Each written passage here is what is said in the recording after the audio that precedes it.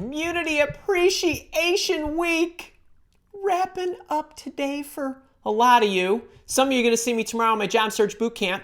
Let's go out with a bang. Get in the chat, say hi, let me know where you're from, let me know what you need, let me know what you do. Put some question marks in front of your questions so I can find them. And if you're one of my boot campers, or you're one of my leaders, or I-teamers, or resume writers, or job search challengers, let me know with a hashtag. Let's get rolling. Let's get rolling. I think we've got, and it did work. Okay, my chats are synced. What that means is I could get the people who are in the YouTube chat up on the screen. And I got Daniel Toronto, my boot camper here. We're coming out fast. Got the first question in under a minute. Dan, great to see you. Or I'm glad you're seeing me, I should say. Boot camper here for sure. I hope your Ironman training is refreshing. I'm actually going to meet a new coach tomorrow. I haven't told you about my old coach yet. Actually, maybe I'll tell you that story in a minute because it is quite inspiring. I did a sprint and it was super great. What helped me were magnesium and vitamin A supplements along with a men's multi.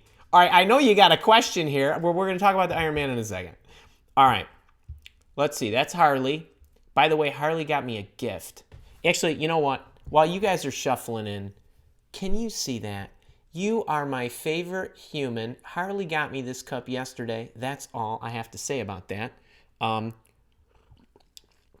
Is he not the best dog ever?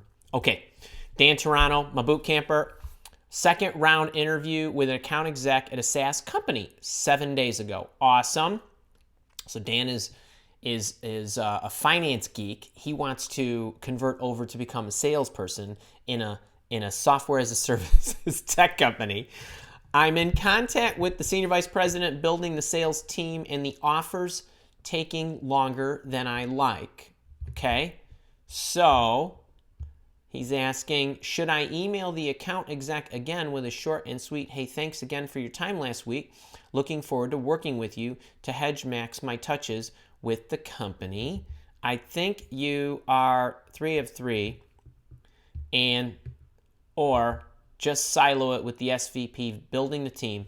Patience, help to you. Okay, so here's how I would do this. Let's put Daniel's other.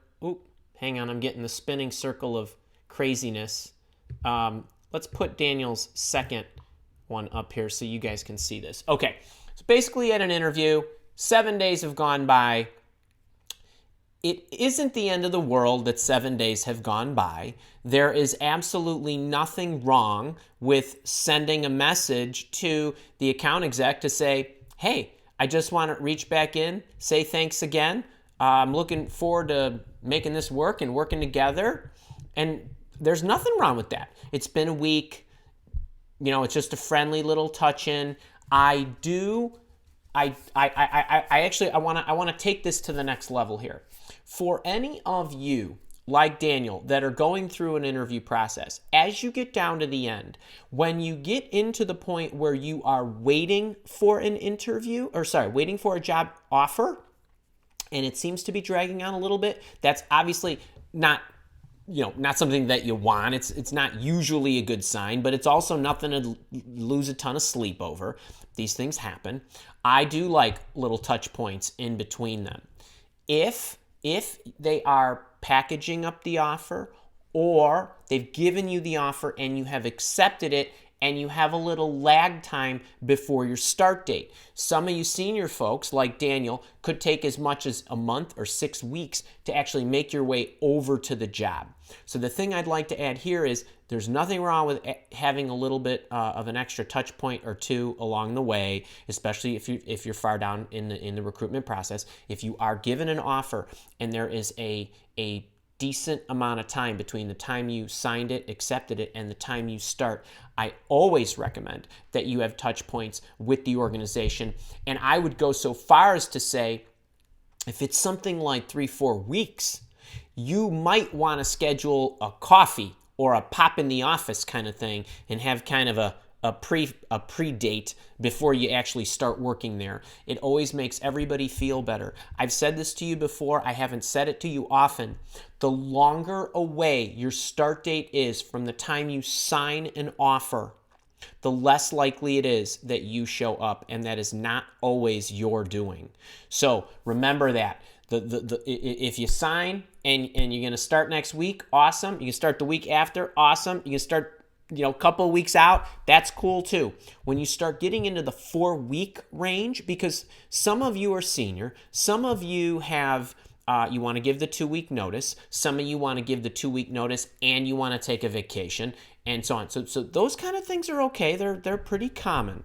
But when you start getting stretched out there, lots of things can come up. Companies can change their mind. Companies could find somebody better. You might decide, something else popped up. So there's a lot of things that can go wrong, or technically maybe even right in this case for one of the parties.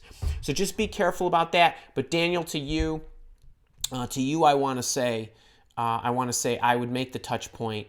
And for any of you out there that are getting job offers or signing them, make sure you've got even phone calls, video calls, anything that you can do to keep your relationship going when you get down to the end is a good thing. All right, I hope that helps. Hey, I want to, let me see. I'm going to wait for a few more of you to shuffle in to tell this story that I actually didn't think I was going to tell, but I do think I want to share it with you about something that's going on in my life and how it relates to you. Amanda Z, I am interviewing.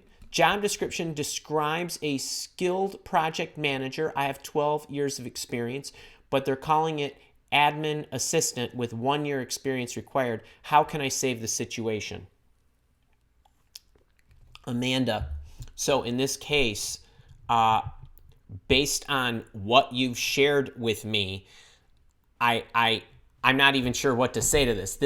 It appears to me like you are, we're mixing up your background with what they're asking for. If they're calling it an administrative assistant with 1 year of experience, they are not looking for a skilled project manager.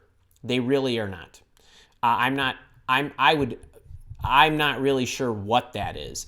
That is very confusing. I wouldn't even apply. I really wouldn't. I would try to find somebody who was inside the company that I could email directly and say, I noticed this position. You're calling in the description for a skilled project manager, of which I have 12 years experience, but it looks like it's an administrative assistant position with not a lot of experience required. Can you clarify? And send your resume and something like that. That is so well out of bounds. I'm not sure. So it's not like I would try to save that situation. I would try to get some insight before I put any energy into it. Hope that helps. Oh, look at Sherry, my boot camper. Here we go. Had a second interview today with HR. I know Senior Vice President of HR also is an owner. I know Senior Vice President of HR is also an owner, is interviewer. Any advantage, disadvantage in disclosing? I know he won't disclose it. No, do not disclose it. No, there is no advantage or disadvantage to saying that. If he will not disclose it, Sherry, stay away from that.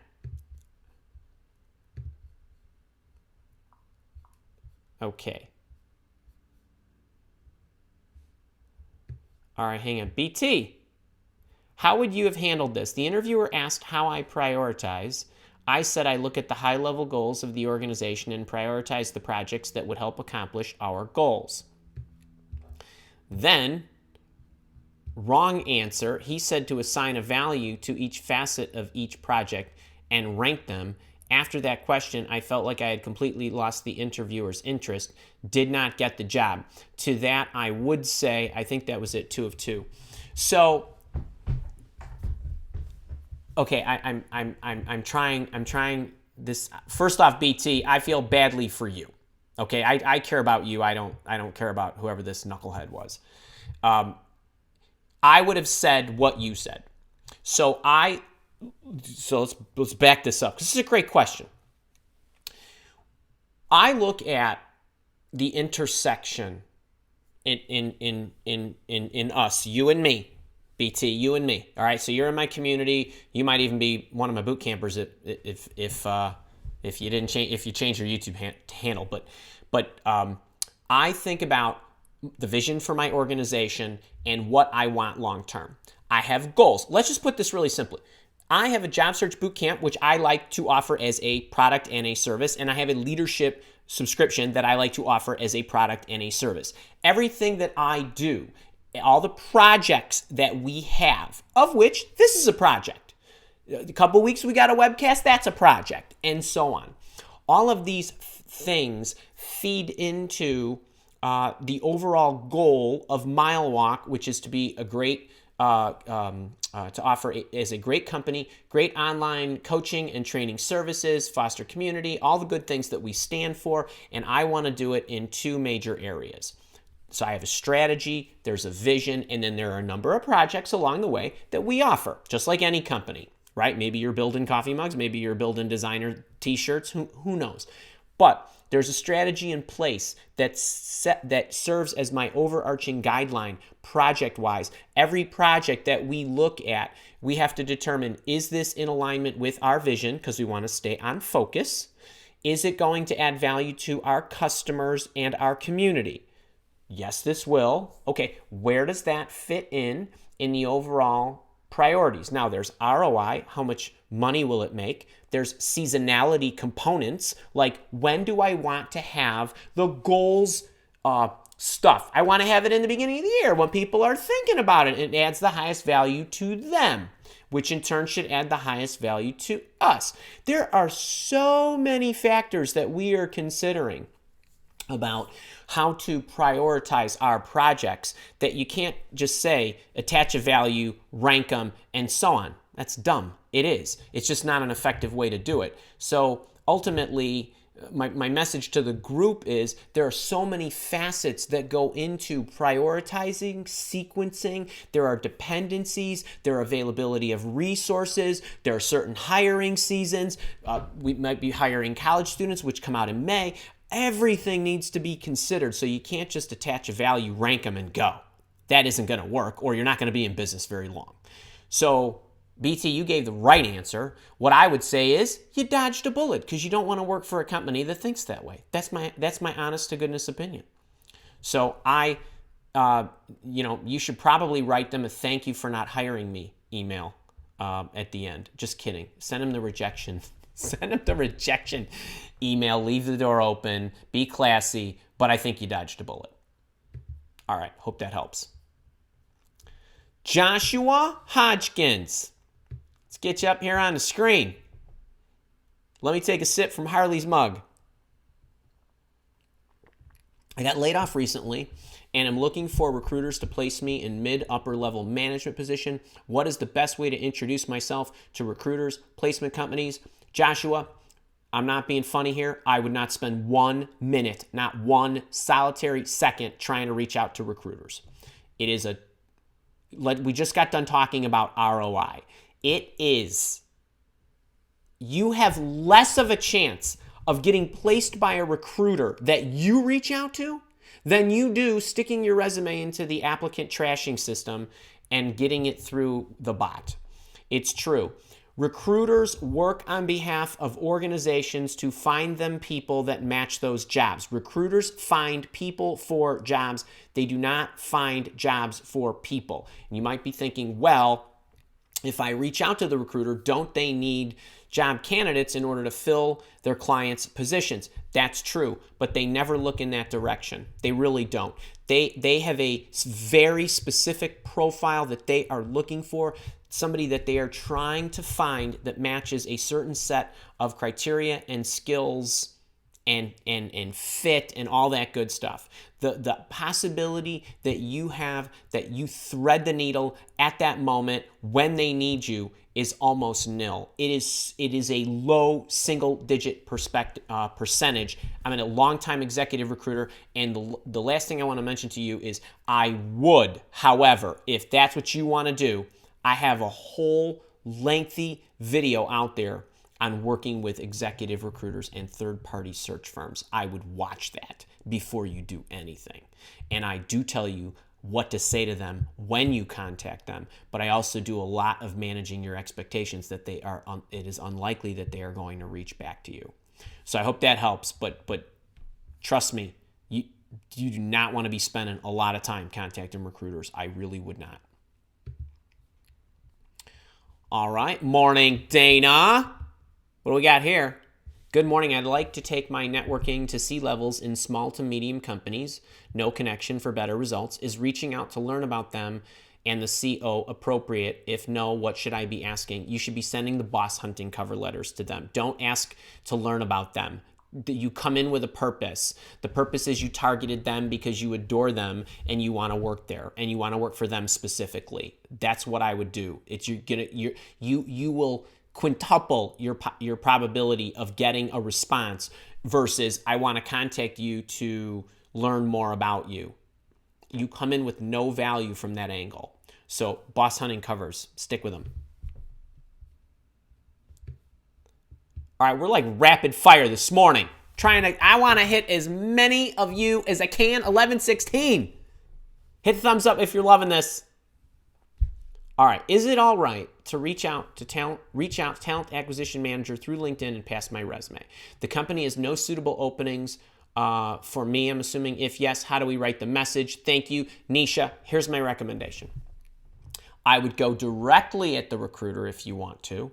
First, I would try to find a boss.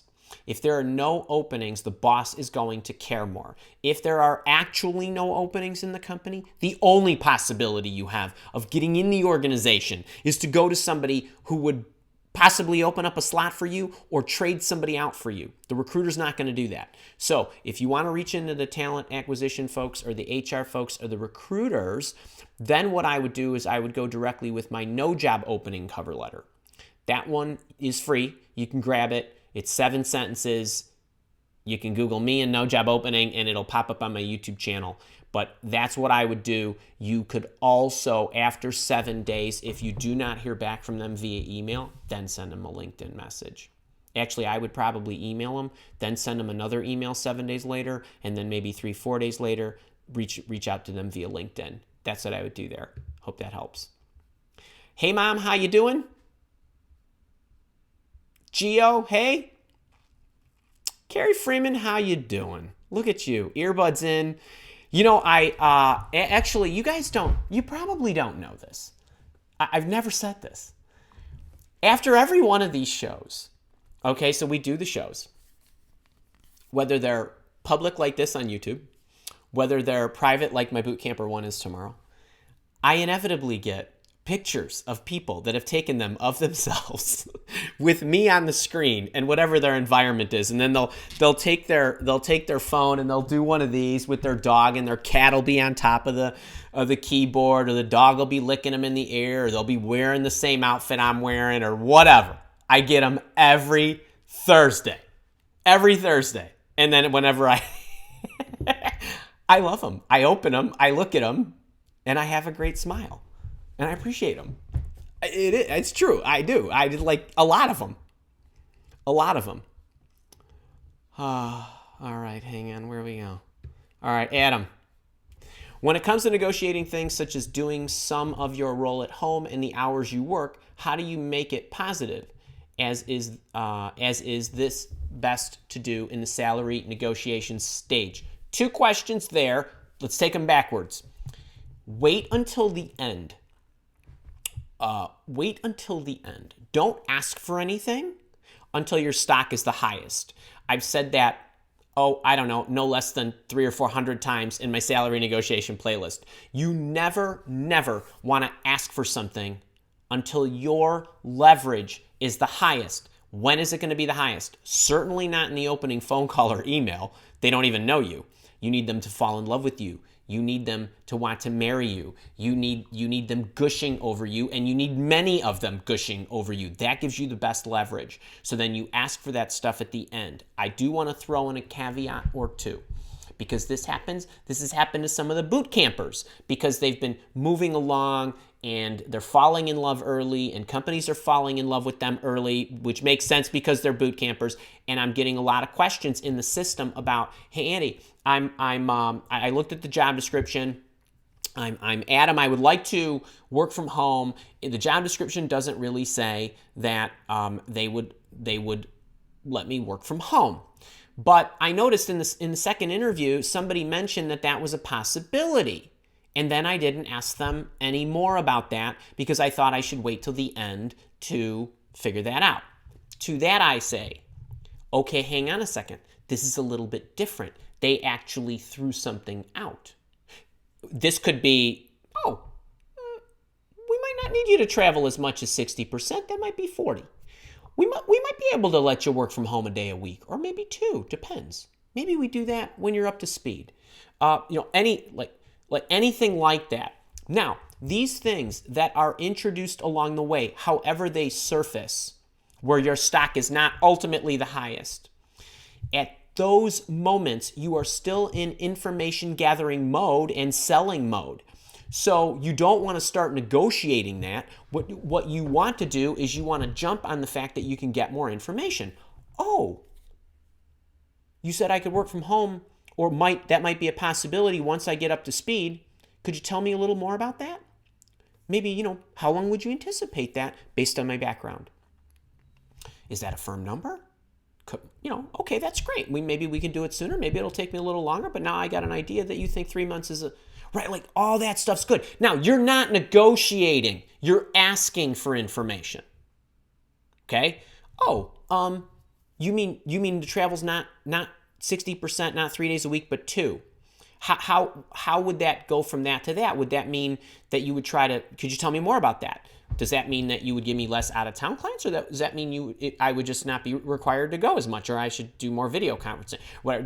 I would love to know more about that. You always want to gather more information to see if it makes sense. Okay? So I would wait all the way till the end and then say, hey, bang, they put the offer out on the table. Now here's one big mistake, the hugest mistake I see people make next to given numbers in the beginning. You get moving along, right? They say, Adam, you know what? His possibility can work from home. That would be great. I'll take it. Wonderful. You just accepted something from them. Okay? And guess what that did? It gave you one less thing to ask for at the end. And while that may sound positive coming out of my mouth, that is a huge negative because you want to ask for everything at once. Okay? Why? I want $10,000 more dollars on my base salary. I want 20% more on my bonus. I want to work from home on Fridays and Mondays. I want an extra point on my 401k matching. I want my parking covered when I drive into the garage here. I want, right? Remember, we're not supposed to use the word I, but you know what I'm saying, right? You're asking for these things. Why do you want to pile them up? Because you ain't going to get them all.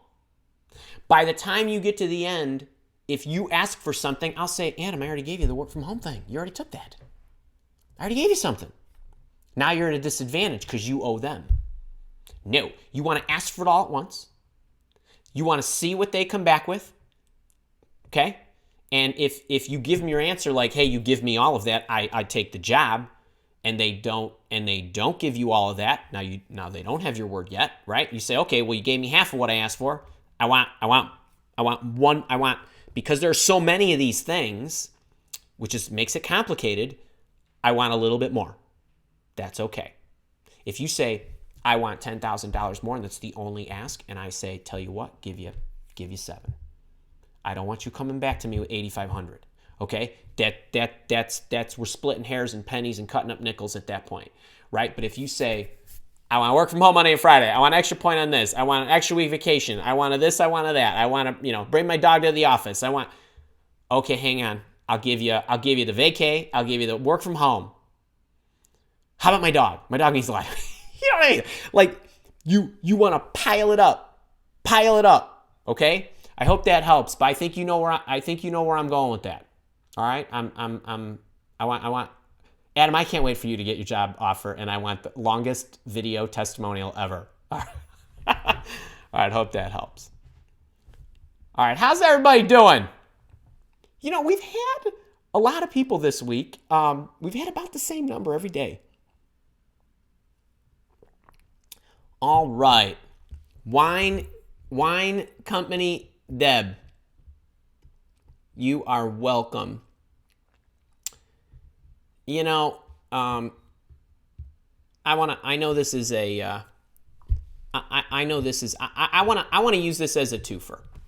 So, Deb, nothing in this world, and all of you, nothing in this world, no compliment, no thank you, no nothing that you can ever get me or give me or offer or reference you can offer for me or any kind of testimonial will do more to make me happy than when you tell me I feel more valued. I feel more confident. I feel like I have more self-worth. That is the single greatest reward for me, more than money. It really is. Because if you, any old dumpy coach, I say this over and over again, can teach you how to do the steps. But a real pro can not only take what he knows or she knows, reverse engineer and package it in a manner for you to then take it and go out into this world and feel more confident and do whatever it is you are going to do with more vigor or take on things you otherwise would not take on. That is a big honking deal. That's the gold right there, or titanium, whatever, whatever, platinum, whatever the thing is these days. But that's the ultimate. So I really appreciate that. And one other thing, I want to tell this story. I didn't think I was going to tell this story, but I want to mention it because of the job search challenge. So real quick story, and a couple things. If you do not know this, I have a five videos in a series called my job search challenge. It's a way to truly bring yourself to market. It's what I call real job searching, not stuff in your resume in an applicant tracking system. The first video is on the blueprint of what it looks like. And then the middle 3 days are the three major tactics of the challenge of identifying companies, targeting people, and then figuring out what to say to those people and sending them messages. And the fifth day, or the fifth video in the series, is you're going to encounter problems along the way. And so how are you going to overcome them? So I package this up and I give it away to you as a free gift. But I didn't just say, here's an email and here's a video on my YouTube channel. Here's a video, here's an email and here's a video on this page over here. I created this system for you, and I'm gonna tell you why I created this system. So, and I'm gonna use an analogy from my life. Some of you may know, as Daniel Toronto mentioned about, I'm doing a triathlon. It's a long one. It's a big deal, and I'm a pretty good runner and I'm a pretty good biker, but I was not really a great swimmer. I'm not at all at this point, but I wanted to undertake this challenge. So I decided to enlist a coach. I got the coach, okay, and I got an Ironman coach, somebody who's very, very experienced. He's a great swimmer, and he's done a lot of these Ironman triathlons.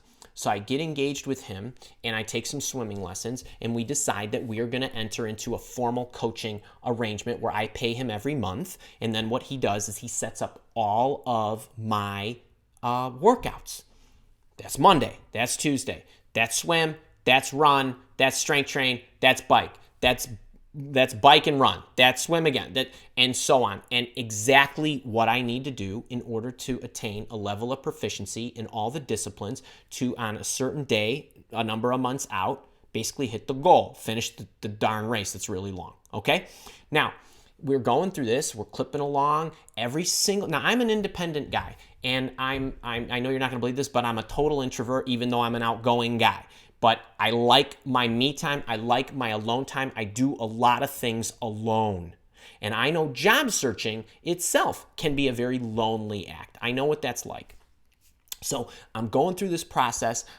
Each day I do my workout. I go into the system. I take my phone or I take my computer. I put it in. There's a little application on my phone. The system's called Training Peaks. Some of you may use this. It's wonderful.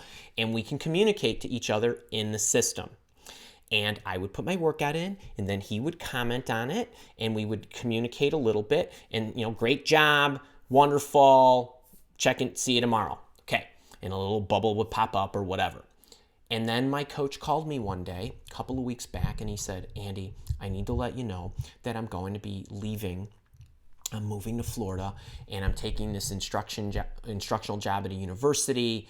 And then he actually made me laugh because he's like, well, but technically it's your fault because I actually watched all your videos on YouTube while I was trying to get this job. I'm like, well, that's great, Kit. And I'm thinking to myself, okay, all right, well, I'm super glad for him, and hopefully, obviously, with this company, there's going to be another coach. Now, for a couple of weeks, as he's going through this transition, he was very busy. I would go into the system, and I would put my workout in, and there was nobody on the other end. And then we had to work through some transition, and now I have a new coach, and there's been a couple of week gap, and I'm going to meet her on Friday. And she hasn't been active with me in the system. And every day I go into that system, and I put the workout in, and there's nobody on the other end. And it's like, it's lonely. It's lonely to do this by myself. And so now what I'm doing is I don't have the workouts they were giving me. I'm trying to manufacture the workouts by myself. And guess what? They're not as efficient. I'm not as strong, or I'm not doing it as hard, or I'm not motivated to do it as hard. I don't have anybody waiting for my log. That's why you got the Job Search Challenge packaged the way it is. So you can get in there and communicate with me. I can see what you're doing. I can cheer you on. And while technically it's a free program, so I don't offer a ton of support, but the one thing that I will offer you is encouragement, and I do want to hear from you. So I know what that's like. And I'm going through it right now, and I'm going to pick this back up on Friday, tomorrow. But for all of you that are out there, for all of you, it's not just about the instruction. Remember this, for all of you that are teachers, meaning you teach curriculum developers, coaches inside companies, or whatever it is that you do, or management, or you're a manager of resources or a team or whatever. There is an element to coaching that is about camaraderie. There's an element to coaching that is about rooting the person on. And we all need that, me included. So I just wanted you to know that that's a little part of, I knew that when I set that up, but I'm really feeling it now. And I want you to know that I know that. So I hope you get in that challenge. I hope you let me know how you're doing. The comments are piling up because there's already a couple 3,000 of you that are going through it. And so I need to sit down and kind of go through some of this stuff. I know a bunch of you are saying hello, and I will get back with you. I will if I haven't yet, but I want you to know. Get in, let's have some fun. All right, hope that helped. All right, where was I?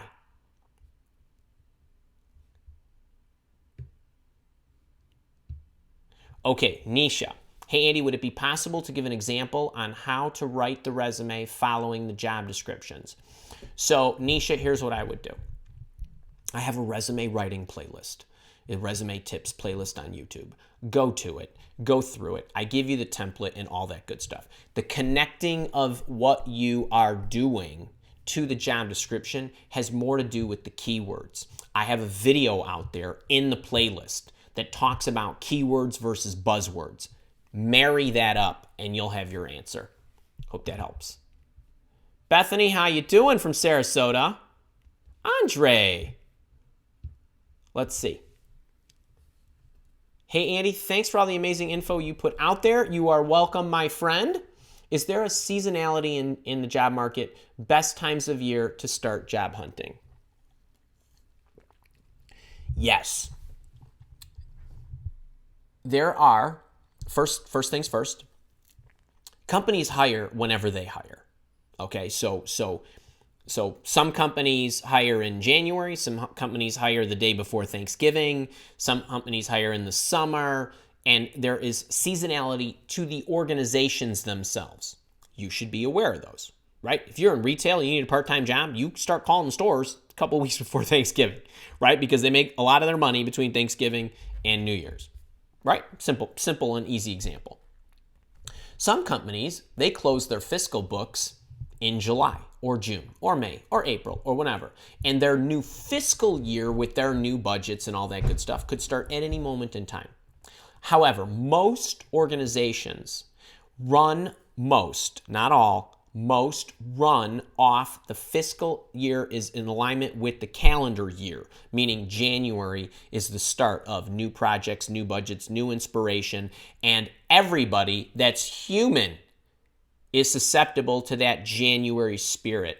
So even if the organization has a April, fiscal year end, they know that in December and January, in November, December, January, and February, that is a highly fluid time where people are considering a job change. So the smart organizations, irrespective of when their fiscal year is, will focus on hiring during the holidays and into the new year and shortly thereafter because they want to grab the good people.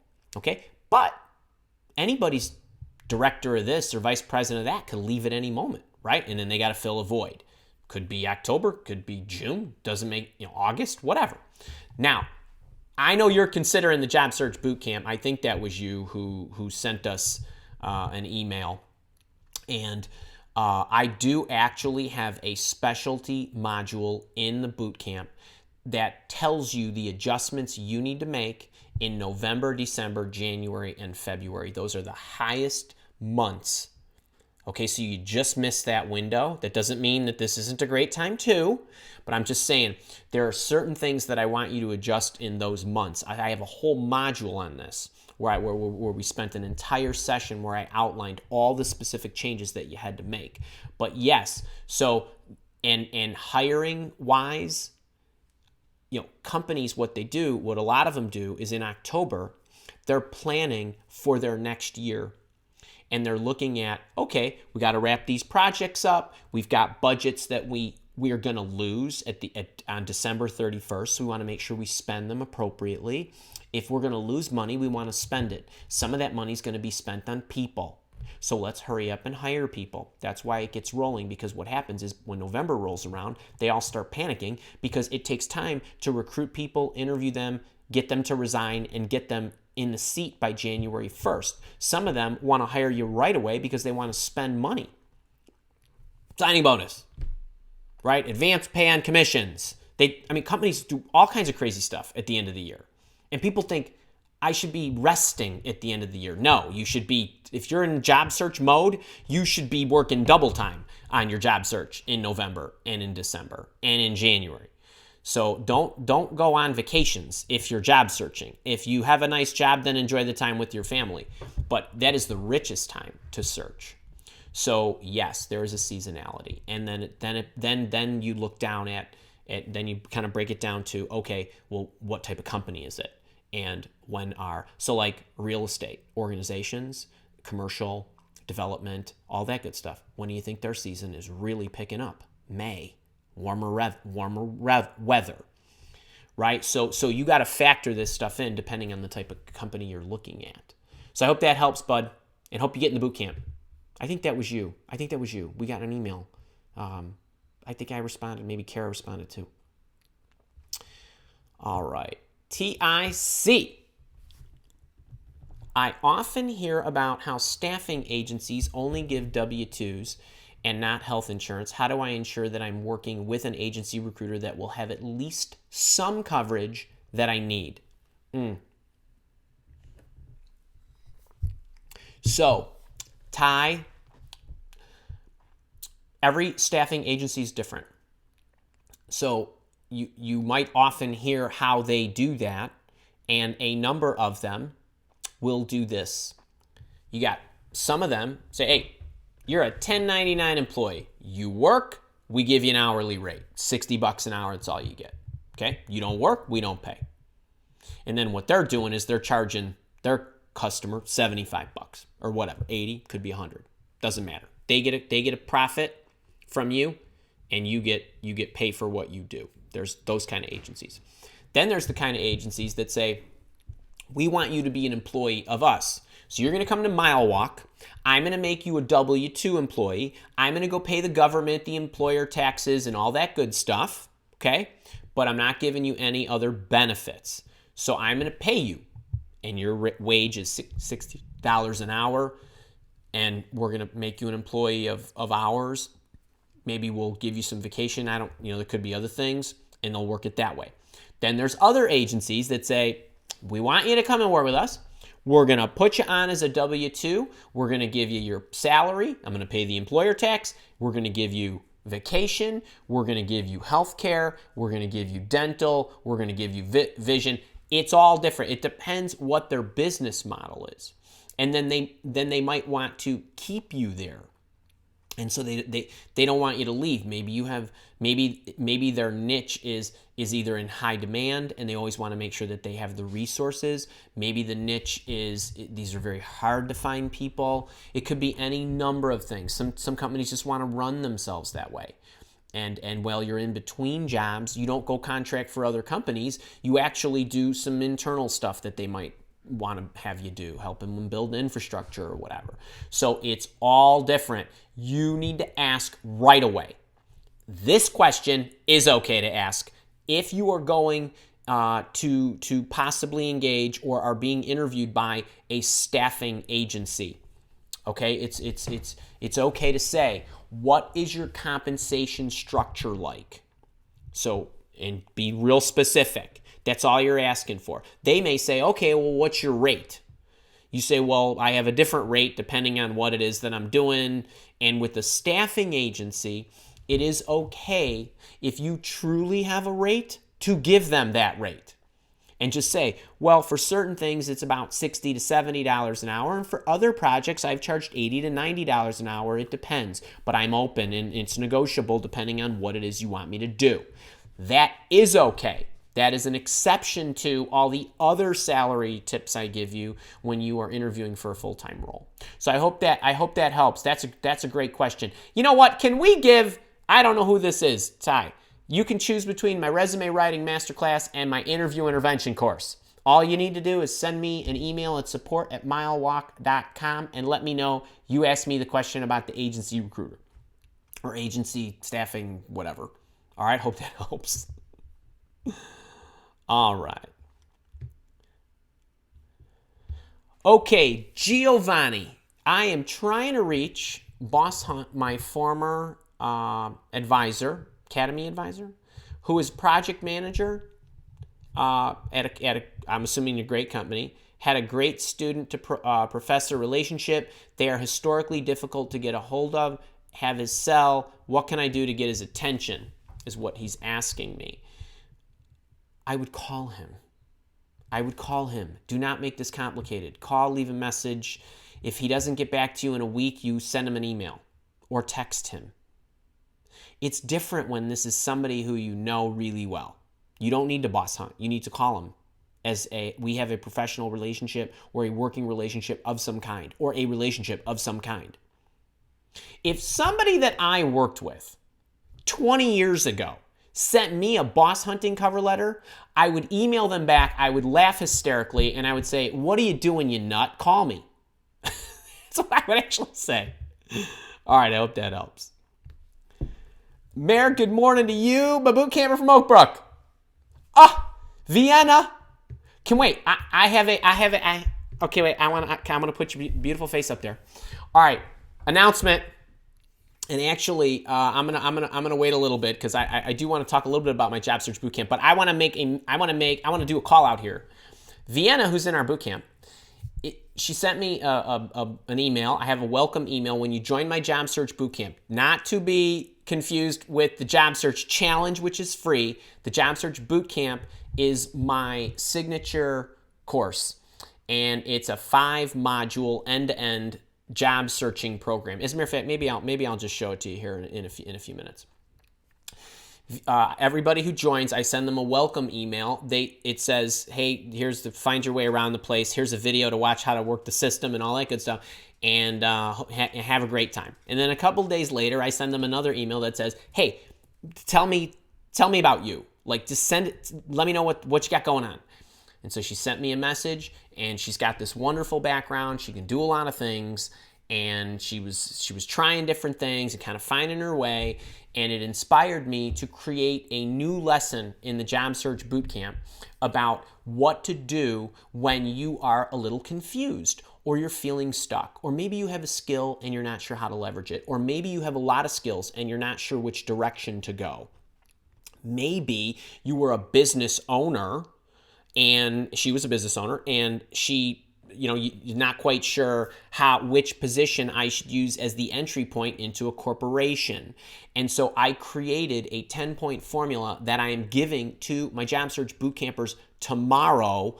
And she inspired this. So as a matter of fact, why don't I just, while I'm on the subject, humor me here for a second. Let me actually just show you what this looks like.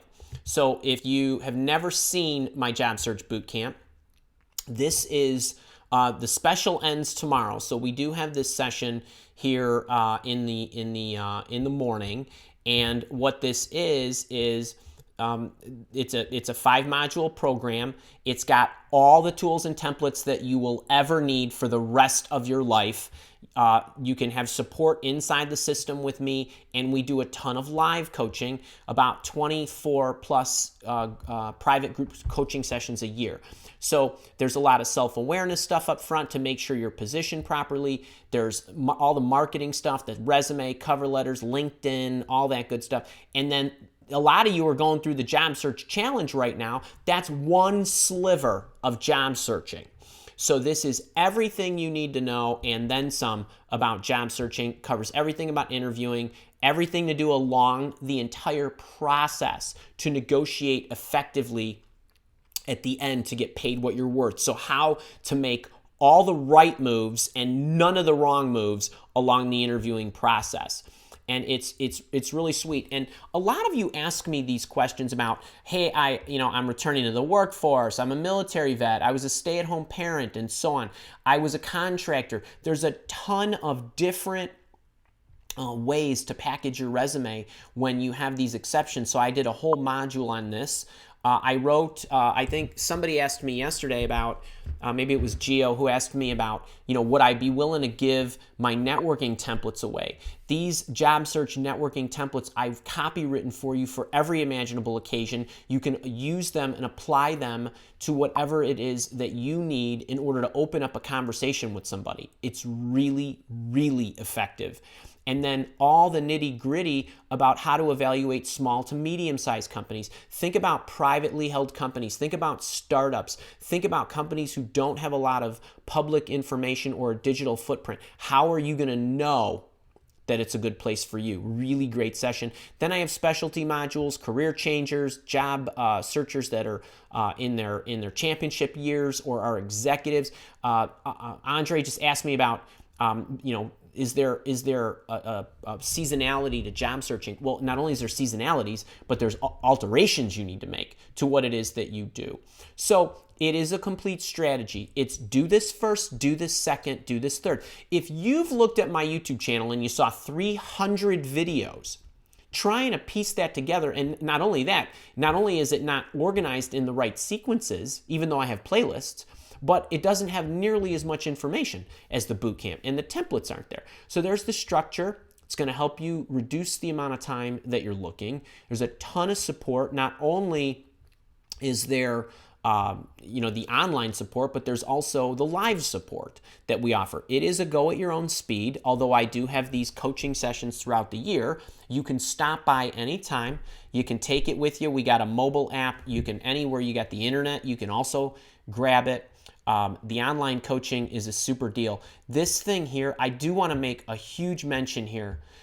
One enrollment, you can come back for life, meaning you not only get the program for life, you can come back to all the coaching sessions that I have for job search boot campers. So one time, you don't have to keep paying each month. You get lifetime attendance, not just lifetime access. And then we have some private groups. We have support in the system. There's some other things. There's some video testimonials, tons of those. If you got you got 16 minutes, you wanna look through those. There's different packages that you can choose from. This one here, this $497, everybody at the $497 rate gets everything I just showed you. Okay, the $9.97 rate is if you want a coaching session with me or you want me to do a resume review. The coaching sessions are really cool. We do them via video like this. It's you and me. I record them for you and I give them to you and you can keep it. And then we do have a VIP program. The VIPs, they get their jobs really fast. It's really amazing.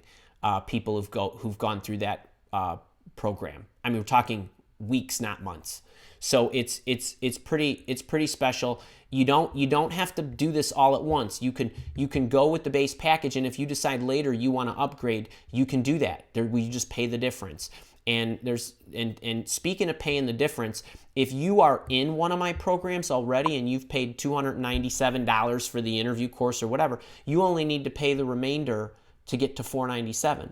So you'd only need to pay $200. Or if you've bought the resume course for $97, you only need to pay $400. And I do have a money back guarantee. I do not want you to be concerned about whether this is as good as I advertise. If you're not happy, you email me and I will send you your money back for real. I mean, I guarantee this thing. Now, we do put the live dates, so this one's tomorrow. We've got a whole cluster that are coming up in April. We haven't even put up yet. We're going to do a bunch of them in April and May, so that's pretty cool. There's some Q&A here. And then if you are wondering what it looks like inside, we walk you through it with some short posts here, how to get the most out of your training, and then it's all sequenced. So it's all packaged, right? You've got the first module to get yourself in order and really do the self-assessing, and then everything that you go through is in great detail. They all, for those of you that are in the Job Search Challenge, you're probably getting familiar with the system, but you can see there's a video here. Each video varies in length. This happens to be the hour-and-a-half supplemental session that I was talking about, those resume exceptions. And then all your downloads are over here. I tell you about what we're going to go through, and there's some notes in here and all that good stuff. Anything that you need in here. There's downloadable audio, so all the things you can download to your computer. You don't even need internet access if you don't want. There is the workbook to follow along. There's the templates in Word. Some of you, for Community Appreciation Week, got a resume submittal checklist, but you didn't get the boot camp version. The boot camp version is much more detailed, covers a lot more things, more intricate stuff with the applicant tracking system and things of that nature. And then for some of these, we left the Q&A in so you can see exactly the questions that we answered in the video. Each one of these is about 90 minutes of instruction, and then maybe there's an hour of Q&A. But it's really cool. It's all packaged, just like I advertised on the page. Handling multiple job offers, that seems to be a huge problem for people. So how do you go through that and manage all that stuff? And then these coaching sessions, there's a specialty that we have. If you can't make them, I put them in your training portal. So these are, the recent coaching sessions that we have. Those, I said 24 plus, but look at, this is some of last year is there on that page. So you get the idea. It's really a great program, and and tomorrow's session is dedicated to Vienna, who was my inspiration to do that. So I left her picture up there. It's just a great great program. But check it out if you are interested. I love this program, and my boot campers mean a lot to me, and will get you to where you want to go. I leave no man and no woman behind. I won't. If you stay with it, I'll stay with you. I will. You got my word. I mean that. All right, let's get on. Vienna, thanks for the inspiration. Evelyn O's my boot camper. Hey, Aline, welcome to my community. Yep. Mom and MCK Kibitz in there. They've met at the meetup. I bring my parents to the meetups, folks. I mean, I'd bring my dogs too if the restaurants would allow it and they were with me. I really would.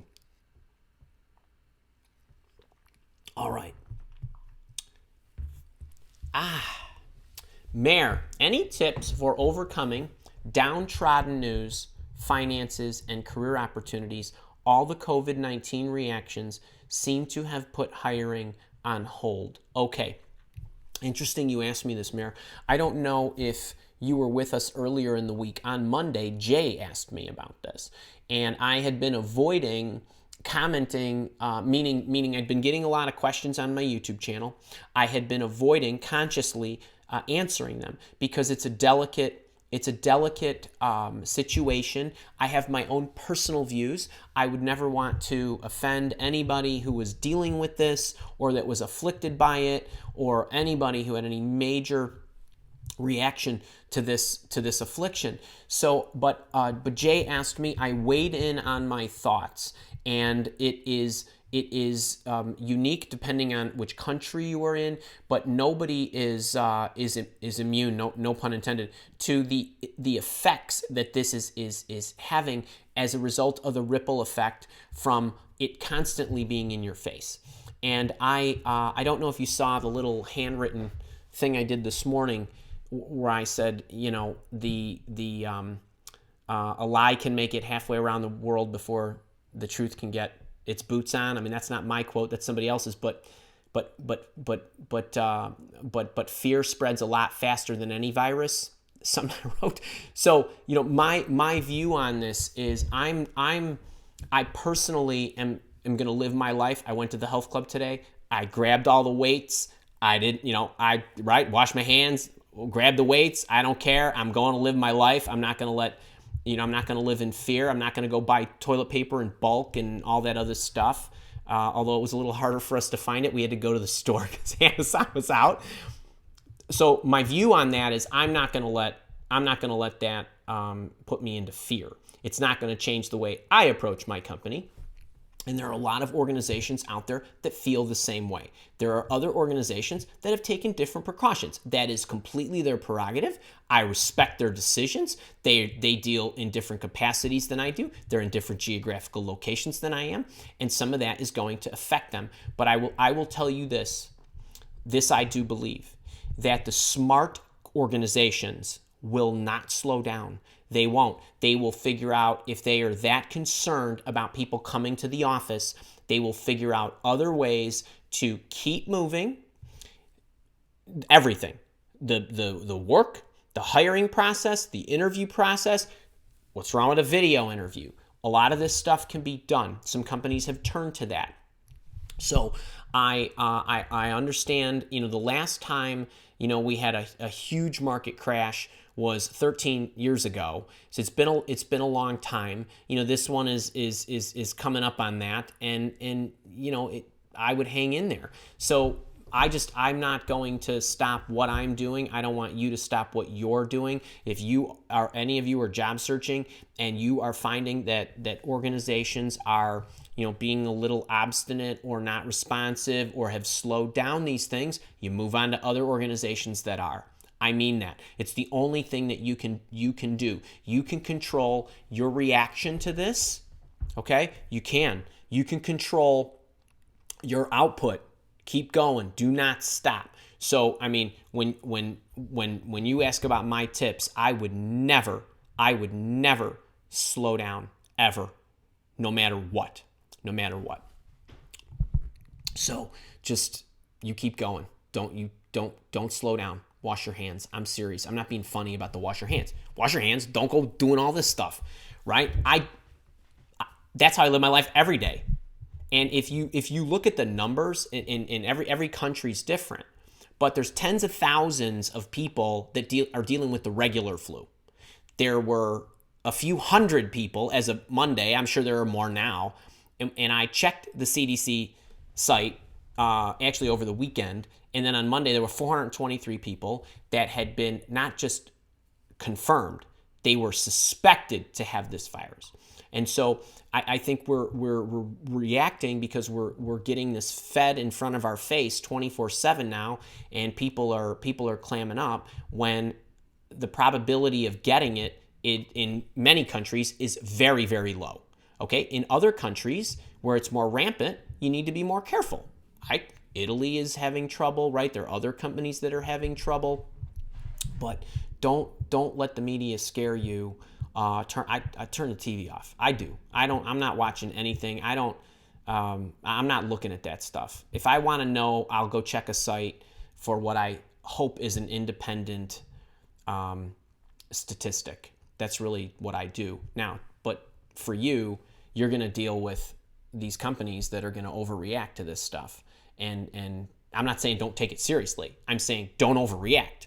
You got to keep going business as usual. You really do. Now, there are other companies that are in different lines of work, right? So, I mean, there are, countries that are, where they're out of masks kind of thing. Well, that's different. So, control your mind, control your attitude, control your intake, wash your hands. Seriously. All right.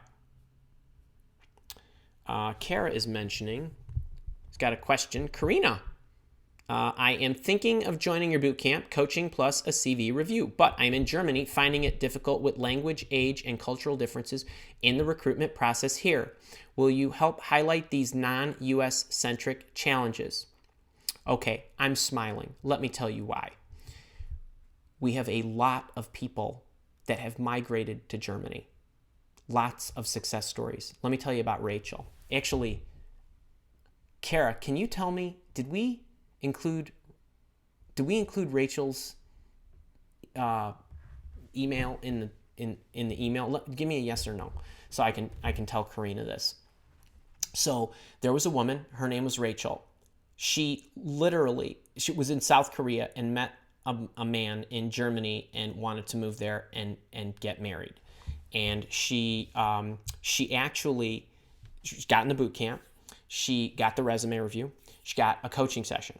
She got the resume review. We did the resume review first. We went back and forth, and she said, "Andy, she does not speak the language. Okay, doesn't speak German at all. Didn't speak a lick. So I want to do a resume review." She says, "But I'm not sure. I think the German resume format is different." Okay, I'm not from Germany. Tell you what, Rachel, let's go to the Mile Walk Academy community on the Facebook page, and let's ask them.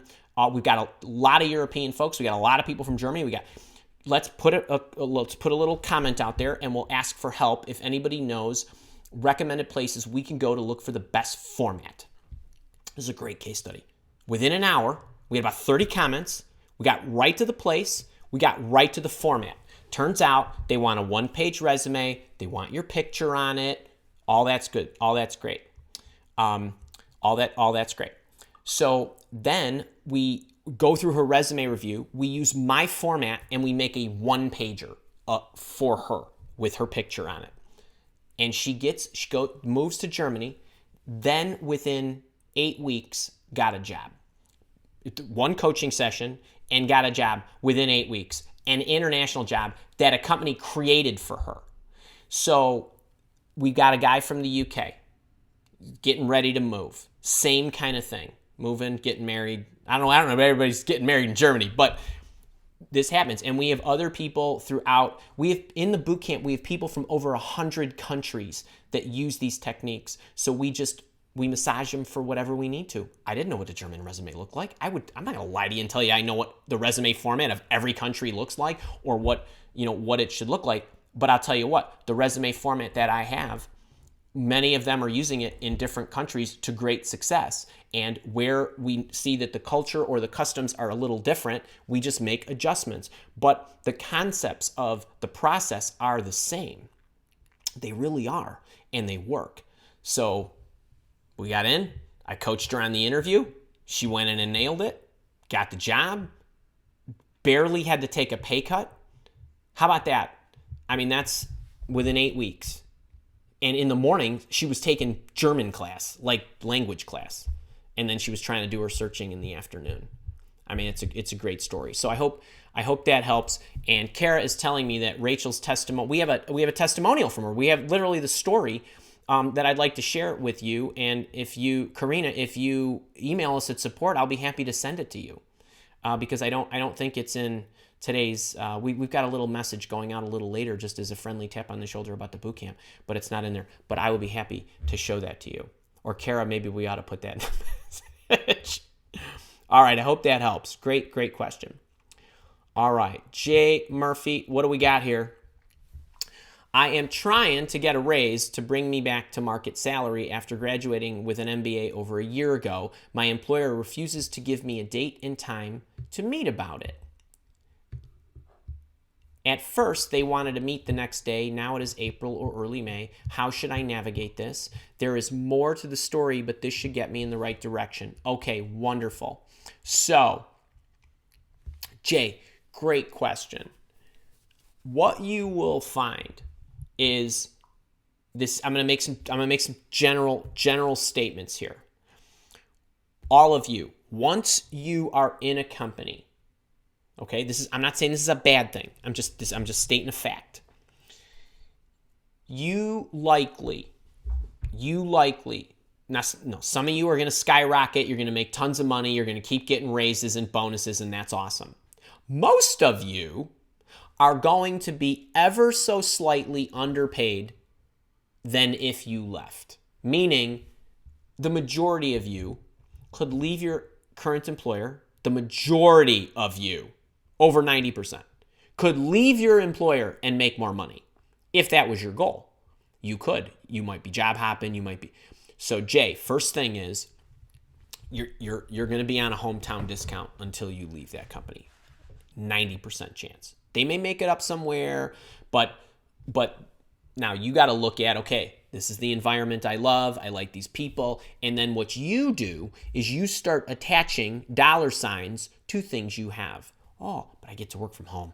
Oh, I'm well known. Oh, I love the people. Oh, commutes around the block. Those kind of things, right? All of a sudden, the benefits of not the actual hard benefits, but the intangible benefits of working there rise. So the salary rises, but might not rise in proportion as if you left.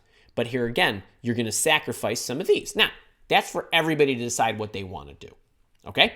All right. Now, when you get an MBA, I don't mean to poo-poo education. It's nothing that anybody can take away from you. But if you were in my organization and you got an MBA, I would give you no pay raise. Okay? It does not count. The only thing that counts to me, no offense to anybody who's got an MBA, I will tell you what I think the value of an MBA is in a second. The MBA does absolutely nothing for the on-the-job training that I now need you to do. Okay, so I'm not going to pay more because you went and got educated and got an MBA. That's okay. You might want to take that MBA and go somewhere else in a position that requires an MBA where they really value it and they're willing to pay you more. You can do that, and no one can ever take that MBA away from you. There's value in that. I think the greatest reason to go and get an MBA is to actually two major reasons.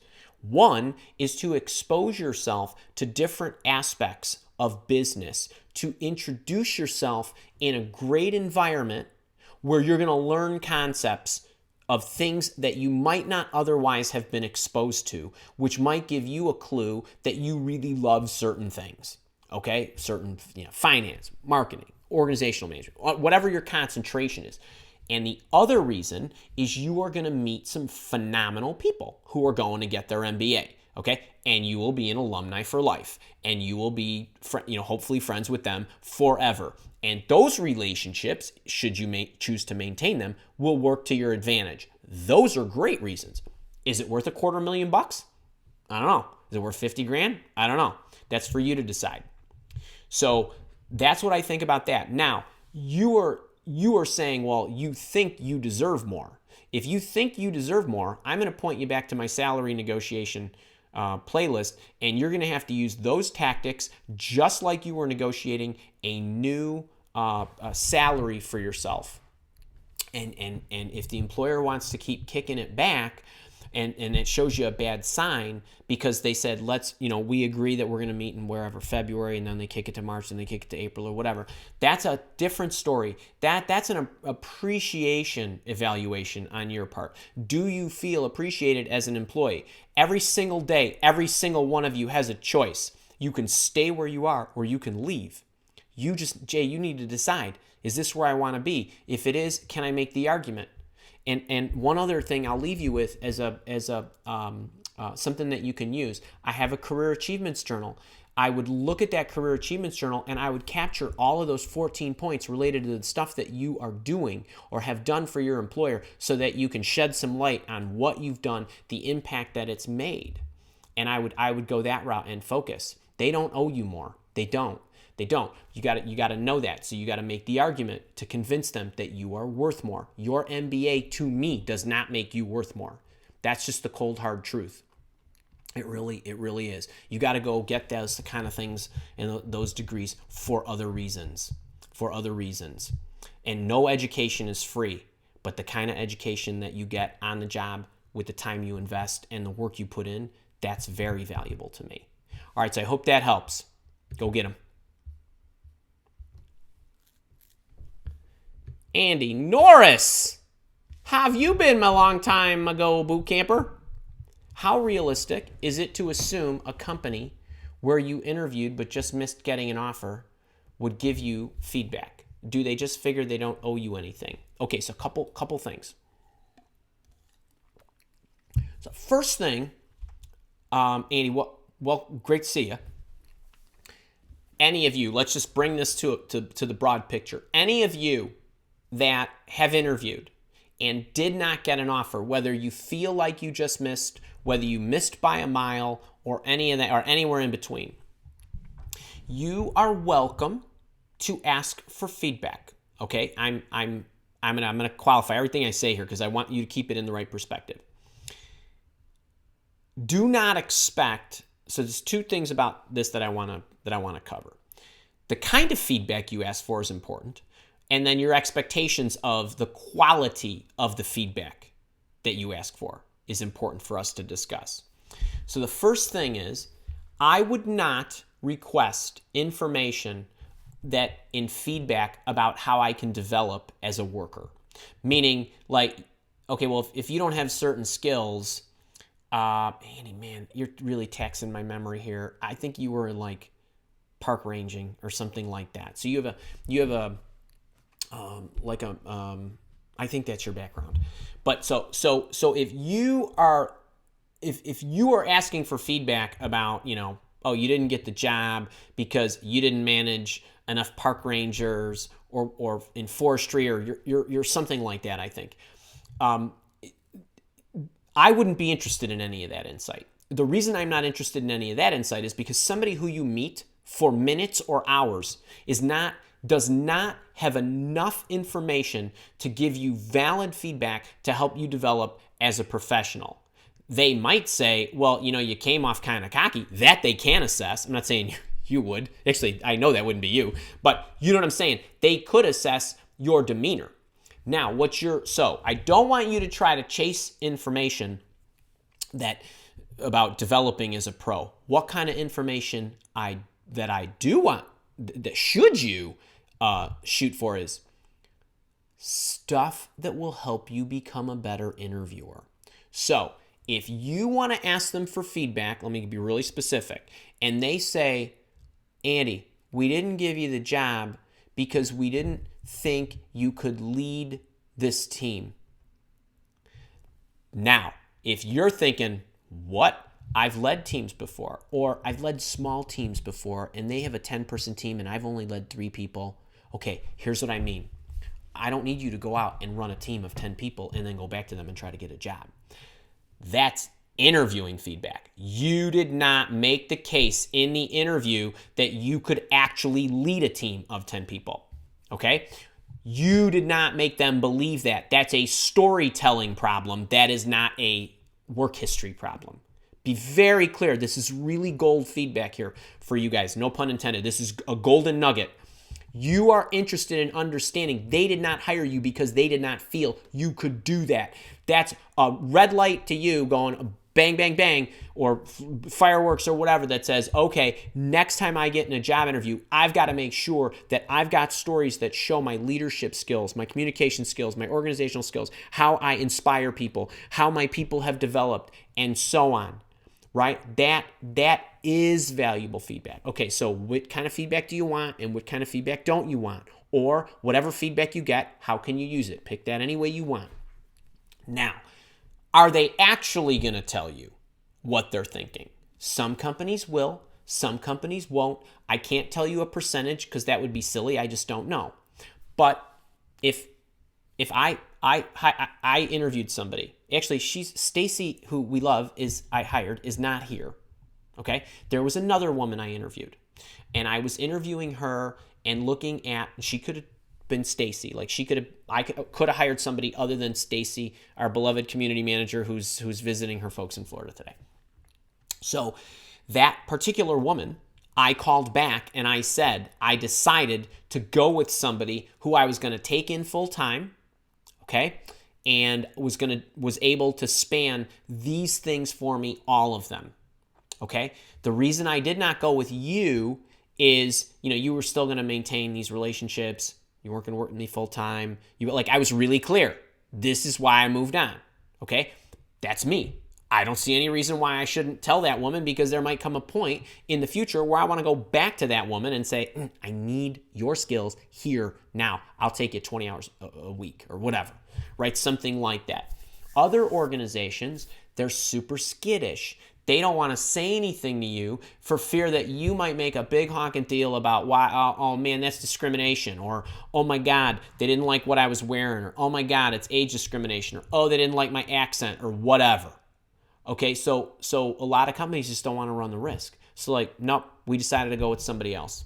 You're a great guy, but that's it. So that's my take on that you don't know. It's okay. Number one, it's okay to ask. Number two, I would be asking questions related to why you didn't get the job, and I would want to know, is there any particular reasons you could share with me about why I was not chosen? They might say, we love you. We decided to put the position on hold. We love you, but guess what? There was this other person who had these really specific experiences, and we loved, okay, all right, fine, I got you. All right, no problem. Hey, if anything goes wrong with that guy or gal, you call me back. Okay, no problem. Right? Like that's okay to know. But I would not, so let me leave you with this. I would not lose sleep over the feedback. I would get what I could. Do not expect to get any. Ask, don't expect. Whatever you get is gravy. And then how you use it is really where the rubber meets the road. Okay, so channel it to make yourself a better communicator of certain types of stories. That's one of the I want to say, it's got to be one of the top 3 things I coach in the one-on-one coaching sessions. People come to me, they say, boy, I was perfect for this job. It's great. Okay, you were perfect for the job, but you didn't get it. They chose somebody else. That's right. Okay, let's walk through how you're going to respond to these questions. And then it's a storytelling problem right away. So, okay, hang on. Don't say it that way. Say it this way. They're like, well, it sounds totally different. Like, yeah, but it's the same thing, but it sounds totally different. But it's going to register. It's going to show them how you can. And we're going to erase everything that lets them misconstrue anything that is possibly work against you. And we're going to use words that no matter what, they're going to assume the best. So that can be packaged. And if you got a good background and you're on point, by the way, good background, you could have 1 year and it could be a great background. You could have 10 years, it could be a great background. It's your background in relation to the positions that you are applying to. Then it becomes a storytelling issue. All right, Andy, hope that helps. Maybe we'll see you tomorrow. Hopefully we will. Be good. Oh, Karen Scott, hello. By the way, Karen Scott, it does not rain in San Diego, my boot camper. How the heck are you? Love it. All right. MG, how are you doing? My boot camper from Arizona. And Susan Kelly, are you truly my boot camper to be, please? Uzoma, my favorite LinkedIn guy. Hey, Andy, I'd love to be a boot camper, but I'm going to catch 22 as I don't have the money right now, no job, and my credit is maxed out. What would you suggest or do if you were me? Buddy, I'm assuming you mean, well, first off, I am not going to counsel you on your financial matters. If you are asking me, which I think you're asking me, if you want to be a boot camper, you don't have the money right now, what could you do? So we get this question a lot where hey, I don't have any money because I'm not working and I need to kind of watch my dollars. Understand that totally. There's the other side of where somebody is not working and they say, well, I've got the money, but I want to be careful. And for those people, I would say the boot camp's $500. If you make $50,000 a year, you make $25 an hour, give or take. In 2.5 days, that's what it would take you to earn enough money to pay for the boot camp.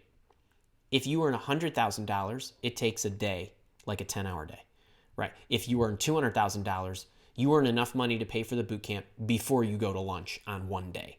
All right, now, most people, when they swipe the credit card, they think I'm paying instead of I'm investing. And let's be honest, you guys all see me talk. We were rolling this every day this week, and some of you have been following me for a long time. You're going to tell me that I can't help you find your job 2.5 days faster? If you make $25,000 a year, I can't help you find it a week faster? I mean, that's what we're talking about. That's how you need to look at this. Not to mention, what's the ongoing insurance worth that you can come back to all the boot camps? That you can come, right, that you have it for life. That when I have special events, you get to come to them. You get 24 coaching sessions a year. You can come back and ask me anything you want whenever you want, kind of thing. So that's a different way to look at it. Now, if you are in a position where you don't have any money and your credit is maxed out, so for you, Uzoma, I always tell people, we recommend that you kind of put a date out there where, you're going to give yourself some time, you're going to try to do it, and then basically take advantage of our free stuff as much as you can. If you say, hey, look, I'm going to give myself another month. We've had people do all kinds of stuff to creatively come up with that. I mean, you can't come up with dollars if you can't come up with dollars, meaning if you're not working. I completely understand that. If you are dead in the water that way, I always encourage you to take advantage of the free stuff. There's a lot of free stuff that you can leverage. So my first route would be give myself a deadline, go use all the free stuff. If you've got access to financial resources that you feel that the boot camp is a great investment for you and you want to borrow against it, that's entirely up to you. But I would never give anybody financial advice that way. I will tell you this, though. People that get in it, they feel the value's there. If there are any boot campers here that want to share any creative stories that they might have gone through, we have people that do that. But I certainly don't want to tell you how to spend your money, and I don't want to suggest how to do that. But I would try to look at it from that perspective, but I would really take advantage of all the free stuff I offer. I really would. And I really hope you're successful with it. I put a lot of it out there. So I hope that helps.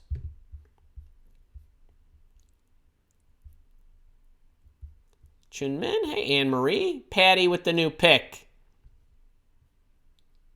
Flying Uber Tuber, hi. From Minneapolis. Todd Dirksen, hello to you. And Elite, yes, you are in the challenge. Anessa, you are welcome. Marie Astrid Gonzalez, how are you? All right, wait, we got a question here. Sam FL98. Sam, how do you apply for a job you're overqualified for?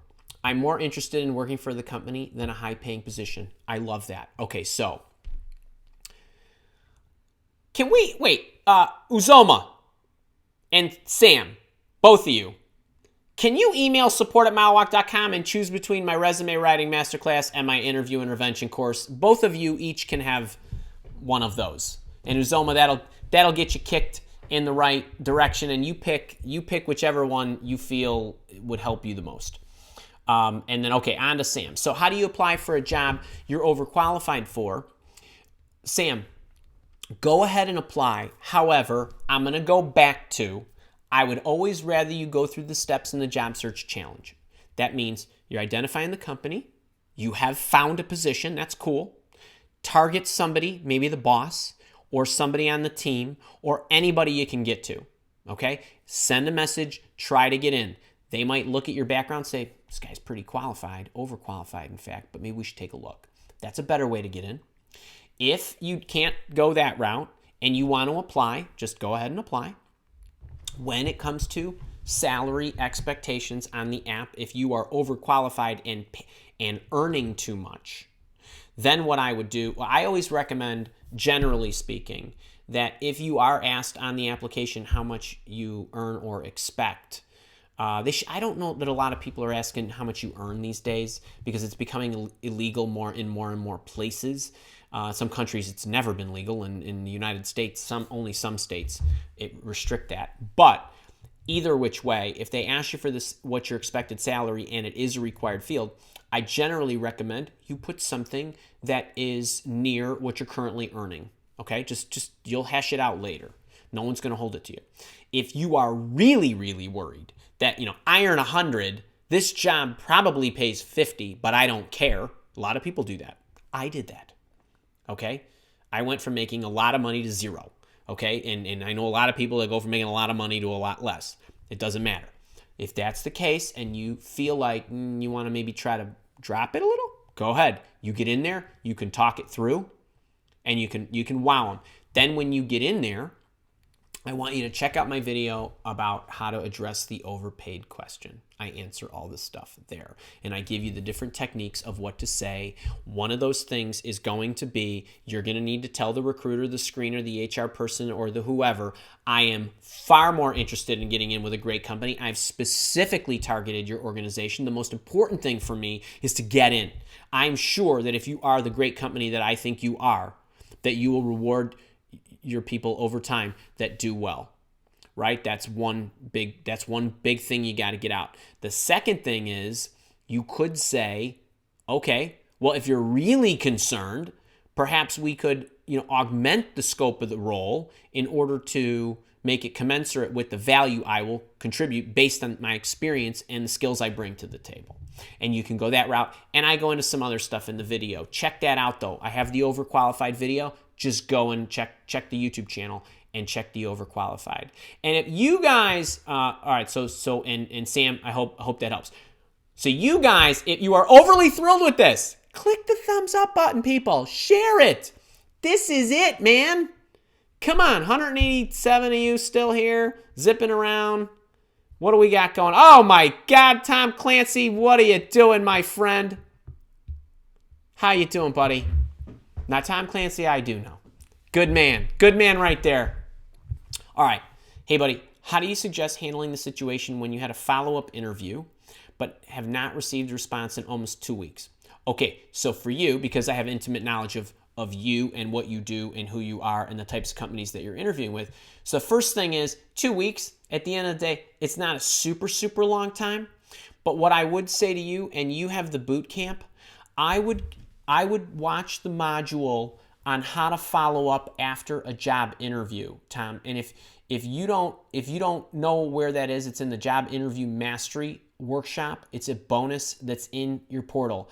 And all the instruction of exactly what to do and exactly what to say and how to follow up and when to follow up and what to say when you follow up and everything is in there. But essentially, for you, the really short answer is, hey, I'm just checking in. It's been a couple weeks. Want to let you know I'm still really interested. Any news? If there's not any news, could you let me know when you expect to know or when you want to move forward? Or depends on who you're reaching out to. If you're reaching out to the CEO of a company, you're going to use some language. If you're reaching out to a recruiter, you're going to use some different language, right? If you don't have any insight, let me know when you think you might. So that, and then that way I can just stay in touch with you, and I'll wait to hear back from you. But I'd at least like to know. That's all. That's all I would do. 2 weeks is not terrible. I mean, it's not great, but it's not awful. I hope that helps, buddy, and I hope you're well. Tips for phone interviews, Bernice. I thought you were on here yesterday, my leader, and when I went through all this stuff. On the phone interview, all I'm going to say here, because I covered this actually yesterday and the day before, check out my my article on how to ace the phone interview. It's on my blog. I give you the 8 or 9 tips. Make sure your energy is there. Make sure you're upbeat. Make sure you've done your homework. Make sure your questions are in order. All that stuff. But stand up if you need to, right? Don't walk around the room, but just make sure your energy is high. They cannot see you, so they need to feel you. Go check all that out. You're a dear. Hope that helps. Brooke Sachs, my boot camper, how are you doing? Do we have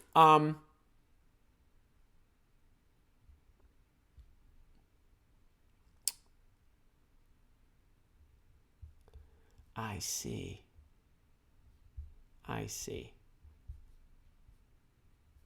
Hang on, I'm just looking through this really quick. We got a lot of boot campers right there. I'm gonna take some more questions, and I wanna do something else here. Hang on, I'm just hold on.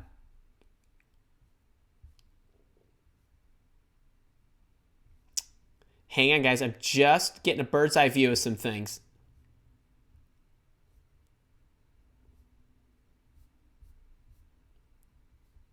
Okay. All right. Brooke Sachs, how are you? All right. Brandon Ebersol. What do you got there? Hey, Andy, do you do simple consulting per hour calls for advice? I would like your opinion on a few things. Oh, goodness. I would like your opinion on a few things as my situation doesn't seem like your typical discussion points. I'm not in sales, etc. Oh, I coach every imaginable function. You wouldn't believe the array of people I speak to. So a couple of things. Number one, thank you for thinking of me. It, believe me, is an honor, and I don't say that lightly, because like when somebody respects your opinion, that should be cherished, and it does for all of you. That's what this whole dang week is about. So Brandon, thank you for that. Now, I would like to let everybody know how they could, if they wanted to, get coaching with me. My preferred route, this is not the only route, it's my preferred route, is the Job Search Bootcamp members. So for those folks that pay the $497, that get all that stuff, have an opportunity to have an hour-long session with me that we video record and all that good stuff. And there's a set rate for that, which is $500. And I have other coaching that's one-on-one that starts at $5,000. That's a different package. Assuming that what you are asking me is that you want some guidance, you don't want to enroll in the boot camp, you just want to tap me for an hour and that kind of stuff. I get a lot of these requests. Here's what I want you all to know. If you have a situation where it doesn't make a lot of sense for you to join the boot camp and get the foundational structure, the reason that I like boot campers and coaching sessions with boot campers is because they have the system, they have the structure, they can go through it, and they know how I would teach them to do every single step along the way to ultimately make a good choice at the end with the job offer that they've surfaced and the company that they want to work for. If you do not have that foundational knowledge, people come in and they say, well, I just need to ask you a few questions. Well, a lot of times they're asking me questions about interviews that they shouldn't even be in because they didn't do the right steps to get to where they are, and now they're going to make a big mistake. So I don't want to coach somebody into something that I would not truly think is good for them. So I'm careful about it. However, sometimes people say, I need help figuring out what path to go down. I'm a career changer. I'm not really sure I have these. I'm a business owner and I'm not really sure how to take my career. Or, Andy, I got 3 job offers already. I need you to help me figure out how to pick and what to say in the negotiation. You're all the way down at the end. So there are certain scenarios where I'm comfortable saying, I'm happy to have a coaching session with you. And a number of those people, a lot of times what happens is, especially the ones that are way down the road, they're like, this is great, we love this, and they jump into the leadership program or something like that. But there's no obligation. But it happened. That scenario happens a lot where people are down the road and they want negotiating help. And some people think, and it's true, that I can afford it now. I can see this is an investment, and I'm telling you, every single one of you, I can negotiate more than $500 for you. Believe me. And some people are, $50,000. So it's worth it when you get down to that. Now, Brandon, I don't know what your situation is, and it doesn't matter what your function is. I've coached doctors, lawyers, accountants, restaurateurs, people that want to open their own businesses, you name it, I've seen it. So I'm happy to help you. And any of you that are interested in that, you just email support@malwalk.com, but give us a little insight into what it is that you need. And you also need to tell me if there's a sensitive time frame to it. So some people are like, well, I got an interview with Google next week. It's like, okay, when is it? It's Tuesday. Okay, it's Friday today. I mean, like, my schedule's zipped out. So you need to give me a little bit of a heads up too. All right, hope that helps. I appreciate that.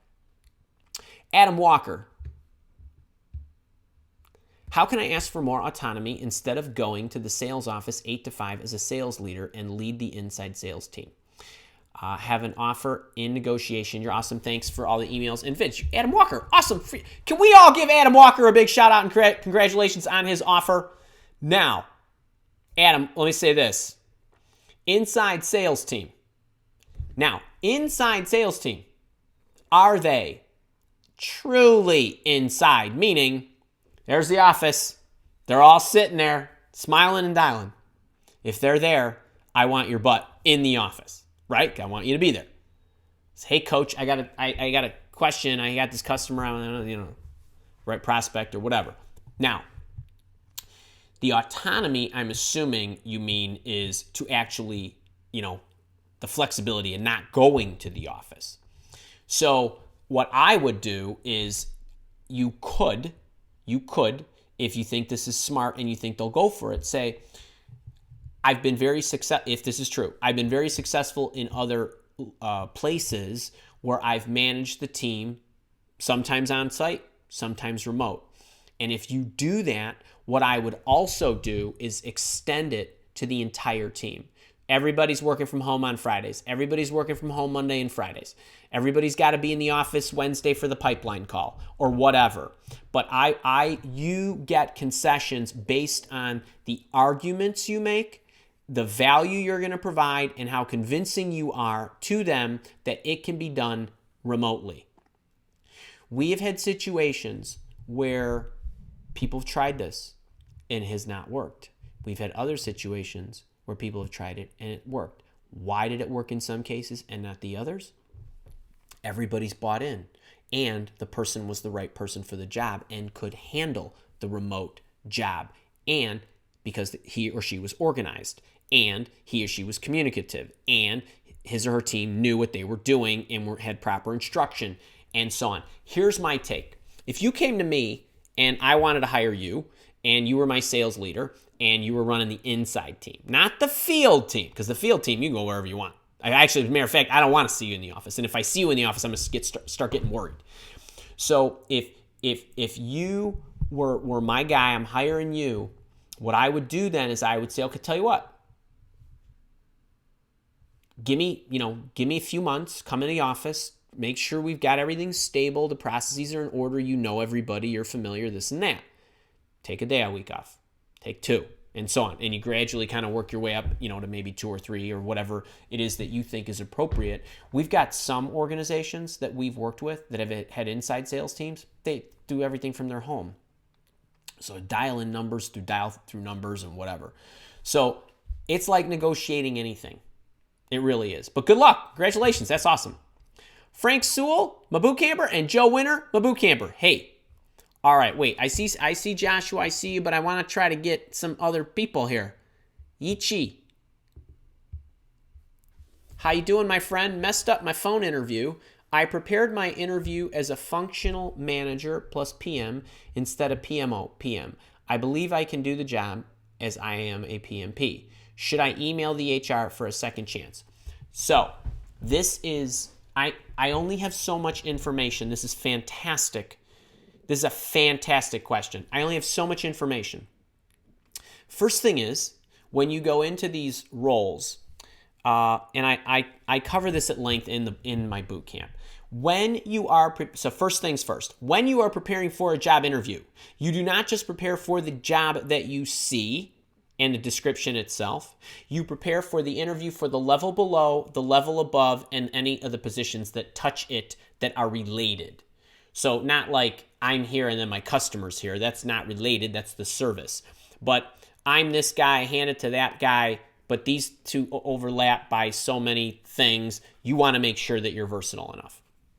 Okay, so you've got to make sure that you are looking and you understand the responsibilities for above and below. There's a host of other things I go into about why that's important, but I want you to know lesson learned. So take that and make sure that you focus on that going forward. Now, if you blew it, you blew it, okay? I am not big into, all right, if they said, that's it, we don't think you can do the job. By the way, just because you were PMP certified does not mean I would not care about that. If I'm looking at you for a project management office position, just because you are PMP certified doesn't mean anything to me. Okay, it means you know the language that they teach and you have some principles and a methodology. I'm looking for experience in doing that. Now, if you didn't say this, but if you have managed offices before, that's different. Then my guess is you would have been able to knock the interview out of the park. But I would not be emailing HR asking for a second chance if I didn't have loads of experience in doing it, which sounds like you don't. What I would do with HR is send them the how to get the job after being rejected message. Send that. And if you haven't seen that video, go check that out. That's what you want to send. But everybody, take note from Ichi's experience here. This is about making sure that you are ready for the level below, the level above, and there's a whole, I'm not going to go into all the reasons why you want to do that. Just make sure that you are familiarizing yourself with what those are. And we'll leave it at that for now. I'm wondering, I think you might even be in the boot camp. If you are, Module 4. All right, hope that helps. And Maitre, how are you? MY3, great to see you. Let's see. Graham Karma bootcamper pursued position recently and went through first 3 interview stages with honors. Got to the final CEO interview and was transported in time back to screening. Got bounced. Perplexing. I'm not sure what to say there. Diana. I received almost all of my roles from Career Builder, Monster, some from LinkedIn. What is your take on posting your resume on the job boards? I literally get dozens per day when I post. You do. You will. Everybody will. You'll get lots. And 90% of the people that do that say, well, I'm getting emails for roles that I'm not sure what they're looking at. That this is not me. And so my inbox is flooded and I can't figure out what's a good role and what isn't. I'm spending all my time looking. Now, for you, if you are looking for, contracting positions and those kind of things, right? Because I know you're open to that kind of stuff. Then I don't mind that. I don't love that, but I'm good with that. Like you want to put it on those boards, you try it. I'm open. I would tell you guys to try anything, okay? But when I say things like don't put your resume in the applicant tracking system, I'm trying to tell you there's better ways to do it. So if you are spending a lot of time doing that, I don't want you to be upset that you're getting poor results because that's par for the course. In your case, if you're getting roles that you think are legit, that have legs, why not? Go ahead. I support you. That's just give it a try. I think you're going to get I think with your background, you're going to get a lot of inquiries. And then it's a matter of the quality of the inquiry, meaning is it truly a match? So those are my thoughts on that. I got a question here. Wait, let me see. Holy smokes. Hang on, 12:30. So I want to answer this question about, Dana asks, can you highlight what the leadership program entails? So you guys have heard a lot today about my job search side of my curriculums. I know so much more about leadership than I do about job searching. And so that's what's really funny. And I know a lot about job searching. I'm not saying I don't. But the leadership program that I have is about building high performance skills. So it's not like it's just for leaders. You do not have to be, we have college students that are in it. It's really awesome because I teach you the foundational skills that every leader should have. So as an example, so structurally we get together once a month. It's on a Friday. Usually last year it was all Wednesdays, but now it's all Fridays. And we're together for about 90 minutes, sometimes longer, not ever really shorter. And I teach for at least 45 of those minutes. A lot of times it's an hour. And I teach you on different concepts. So for example, we started with confidence, how to build your confidence. We started with focus, how to master your focusing. We've gone through everything from earning trust, making persuasive arguments and speeches, to listening, building your personal brand, how to become a high performer, handling unexpected situations. There's a whole host. You can see a lot of the areas that we've covered on the page, and maybe Kara can throw that up if anybody's interested. And the way the program works is you can get in by the month if you want. If you are in my Job Search Bootcamp, you actually get a discounted monthly rate. If you are not, the rate's $49. You can get in on an annual basis. That's $297. That's $24.75 a month. So it cuts it in half, but you pay one time a year. And if you get in on regardless of whether you get in on the monthly or the annual, I have a 5-module career accelerator program. It's really cool. It's about your first 90 days. It's about preparing for your promotion. It's about generating ideas. It's about all your organizational stuff. And it is about how do you prep for and handle your annual reviews and all that good stuff. It's a $400 course that I give you free. So you have access to that as long as you're a member of the program. If you get in on the annual basis, I give you that course, the $400 course. I give you a whole year's worth of the leadership program, and I give you my goal setting masterclass, which is $200. So you get that as well. And then each month when we get together, I teach. It's in-depth teaching, and then there's a very detailed workbook that I give you. I slave over these things.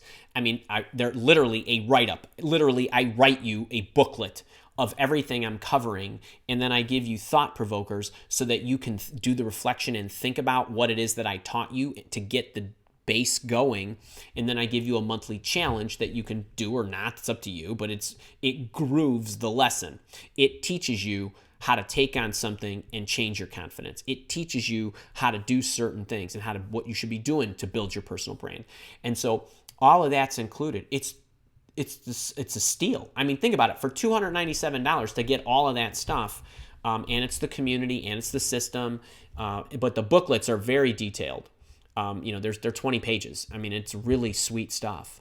So we have a lot of people that get in, and we have a lot of crossovers. Like a lot of the boot campers take advantage of that. So great question.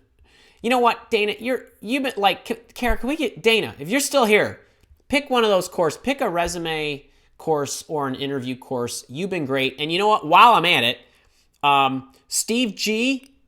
Like, you're here right as rain. Steve G., if you're still here, can you pick a course? I'm giving, right now I'm in the mood of giving courses away, and I know you guys have been spending a lot of time with me. Giovanni, can we give Giovanni, have we given you a course yet? You email me. You can have the resume course or the interview course. So, Steve G., thank you for mass participation. Dana, thanks for being in there every day. I know you'd love to be in the boot camp, but take one of those courses. And Giovanni, I know you've been in here each day. Let's see, who else? Let me just zip on down. Some of these folks, I see you guys all the time. Who else? Uzoma, you already got one. Anne-Marie, is that Anne-Marie?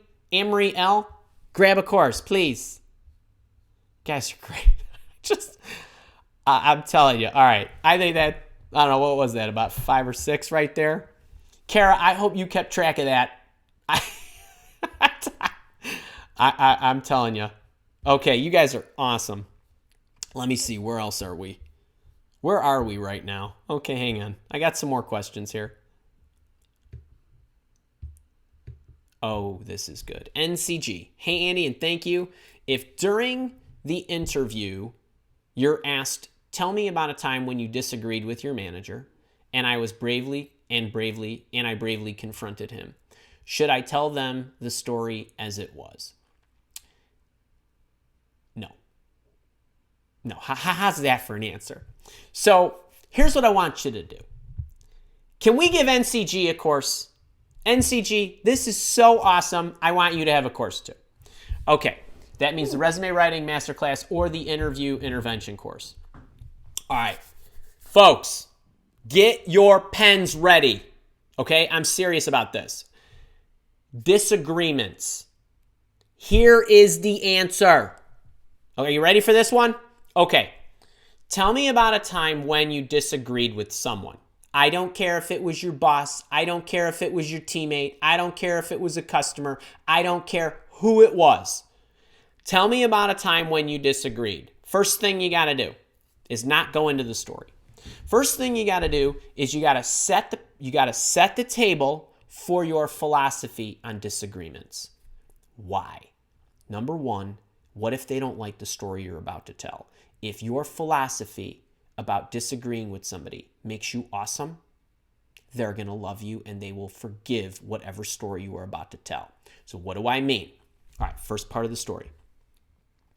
Okay, time when I disagree with somebody. Oh, sure, I'd be happy to tell you about that time I disagree with my boss, my coworker, my whatever.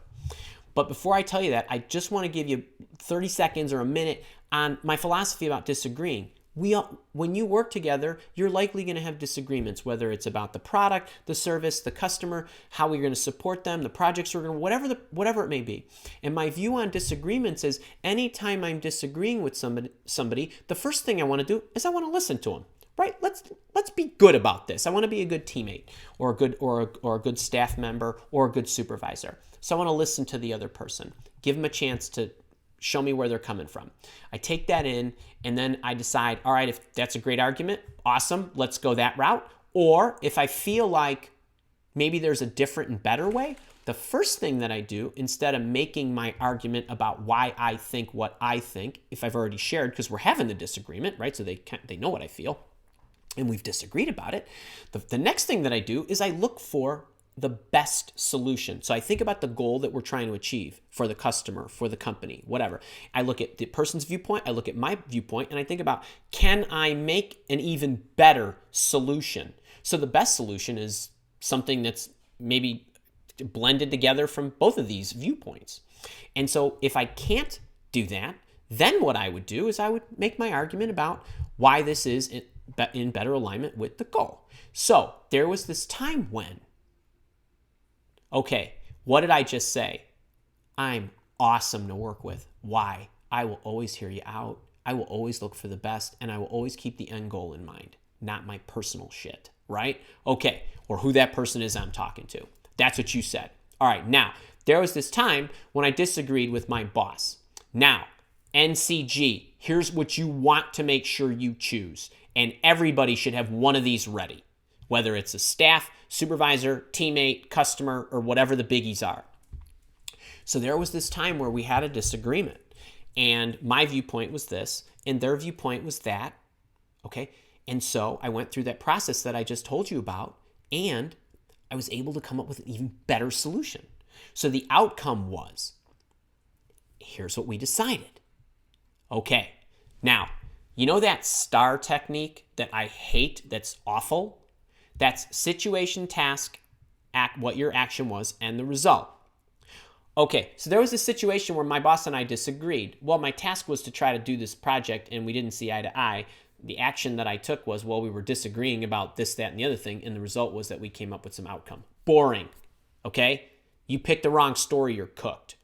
So, my way, you talk about the philosophy, then what happened and what the result was, and what I would really love you to do, if you were in some other behavioral type of interviewing question, is to tack on additional evidence of why that is the case and why you are equipped to do that or operate that way or whatever.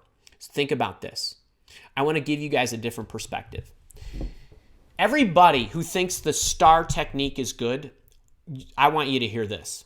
When you write a resume, okay, if you say, I managed the customer service team, that's the STAR technique, basically. And then what was the outcome? You manage it every day. That's your outcome, right? That's your result. Your task or your situation is, I'm the manager of the team, right? That tells me nothing. Versus the situation is that we were underperforming. My philosophy about underperforming is this. The situation and what I do day in and day out is I manage the team. And since I've taken it over, what did you do? I implemented these processes. That resulted in what? A 67% increase in customer satisfaction. Why? Because this is what changed. And so on. That's the resume bullet, right? You might flower it up a little, sequence it a little differently. That's my technique of telling the story. So the STAR technique is an activities-based resume. My technique is an accomplishments-based resume. They're different. If you wouldn't put your resume together like that, why would you answer a behavioral interviewing question like that? That's what happens. That's why people don't get ahead with the STAR technique. You need to address the situation entirely, which includes your philosophy before you get to the situation, because if the situation you talk about is not very exciting or fruitful, you're gonna fail that question. Okay? And you need to tack on the evidence of the fact. 67% increase, right? And you can talk about evidence of the fact of disagreements, where I treat all my teammates like this. And I know that, and this is why I'm a great teammate, and so on, as evidenced by, and so on. That's a great one, folks. You need to know how to answer that and give that philosophy about disagreement, and then talk about the situation, and then talk about the result. And the golden result is the one where you compromised, not where you... Now, if the question isn't you had a disagreement, the question is, tell me about a time when you influenced someone to come over to your side. I would still take them through the same story, and then just the example and the victory would be, and we did it my way. Okay? So you can alter that. All right. What else? I see the chat's going like crazy, but I don't know. I'll catch up with you guys. Guys, I got 5 more. I got 5 more minutes. I'm going to try to do as much as I can. Kara, let me know if there's any more questions about the boot camp, if there's any more questions about the leadership program. One other thing I got going, we're going to get you probably over the weekend. I got a great career development thing coming up in a couple of weeks. NG, you are welcome for that. Let's get you. Sonda, my boot camper, hey. Oh, here's a great question from Adam Stark. Is Andy keeping the appreciation videos up, or are they up for a limited time? No. These are all for you guys. These are all for you. They're staying up. I'm not taking this down. No. Yes, Adam, I know why you've asked me that. And there have been occasions where I've created strings of videos or special live casts that I have taken down, and that's because I've created them and as a gift offered them to anybody who can attend live. But then I take them and I put them in the training portal for people in the premium programs. So that's why, like the power of your personal story. By the way, Dana asked about the leadership program. No matter who you are, you also get the power of your personal story. I mean, I got so many gifts and bonuses in the dang thing, I can't even remember them all. So it's the sweetest thing in the world. And you can get in and check it out, and you don't like it, you cancel at any time. All right. Okay, MY3, my boot camper. In a career fair, I met 4 hiring managers. They were interested in my work and said, will email me for an interview. That's part 1. Oh no, where's your other? Okay, hang on. All right, so they're gonna interview you. Next day, I sent them a thank you email for checking my work and my interest in their work. I got an email from one company that I should look out for their email for an interview. That's part 2. How many you got here? Hold on. You're my boot camper, you get to do whatever you want. Okay. If all 4 companies don't reply for 1 week, should I still email them out? Will that be too much? No. MY3. We've talked about this, right? You give them 24 hours, you sent it, right? You give them 7 days. If they don't get back to you in 7 days, friendly little tap on the shoulder. Hey, I really had a great time meeting you. Just wanted to check in again if you're interested. Then 14 days. Okay, beyond that. So you give them 21 days. And that's what I would do. So no, I think that is okay. That's the way I would go about it, though. That's the way I would go about it. Okay, hope to see you tomorrow. All right. Hey, if you're loving this, I can never have too many thumbs ups. It makes me happy. It lets me know that I'm doing good for you guys. AB said that was such a good answer. I don't know what that was. I don't know what I said, but okay, it was a good answer. California. All right. Thank you for all you do for us. You are welcome. I have been pivotal handrail in my approach to my job search. You're welcome. Game changer. One of my target companies holding a local meetup for their community, not a job fair. You got another, oh, my ball's spinning here. Hold on. Okay, so target companies holding a meetup. The event is open to interact with the team and the customers. I am in the HR senior level. What is your guidance on making contact with company, boss hunt, connect with team member, or before or after the event? Okay, love this. Who is this? Give him or her a course, please. Resume course or interview course. This is so great. Number one, go. Okay? Meetups, go. Why? You're meeting like-minded people. You're going to meet people from the company, right? You may get in, you may not. They may be there, they may leave. You're going to meet other people that are coming. Bumping elbows. Meet those people. You're not just going to a company's meetup to meet people from the company. You are going to meet other people too. I would be the first one there and I would be the last one out the door. And I would also, okay, wait, before I get into all the whole whys and wherefores, I'm so excited about this question. I would be a connector. I wouldn't just be, hey, Mr. Boss Man, my name's Andy, how you doing? I'd be the guy who'd go in and say, hey, Jimmy, come here. You got to meet this one over here. And then I would introduce him. And then I would talk to him for a bit. And then I would go talk to somebody else, and I'd bring him over to meet that group again. And I would be going back, like, go, have fun, meet people, and connect people.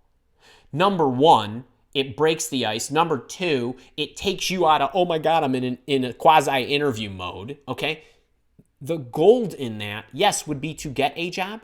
But my guess is if you go in with a giver mentality, better things are going to happen to you. So that I could shoot a whole video on networking in real life. Okay, so that's a kind of a teaser tip right there. Then when you go there, before you go there, I would look and see, all right, you're in HR. Go at the chief people person. Go after the senior vice president of HR, whatever, HR director, depending on where you are. Send them an email. Don't send them the boss hunting email. Okay, this is different.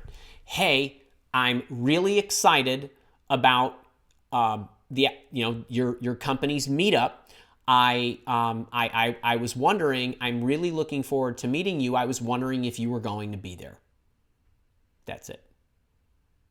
If so, I really look forward to saying hello. Okay, now, if you want to say a little more, that's fine. Peel out little bits of the boss hunting about, hey, I was excited to meet you because I checked out your background and you're a badass. Okay, like whatever. Okay, say, but keep it tight-ish. Do not attach your resume. Okay, don't do any of that stuff. If they like you, they'll look at your LinkedIn profile. I mean, I would have a good LinkedIn profile, all right? Then you go and you make sure, do not bring your resume and all that stuff. Bring a business card if you have it or something. You can have resumes in your brief bag, but do not, or I should say, bring your resume, but don't start handing out resumes. It's tacky.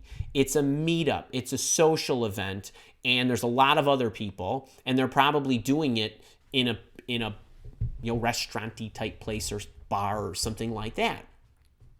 And then I would meet as many people as I could. And I wouldn't just try to hit the bosses. I would try to hit the teammates too.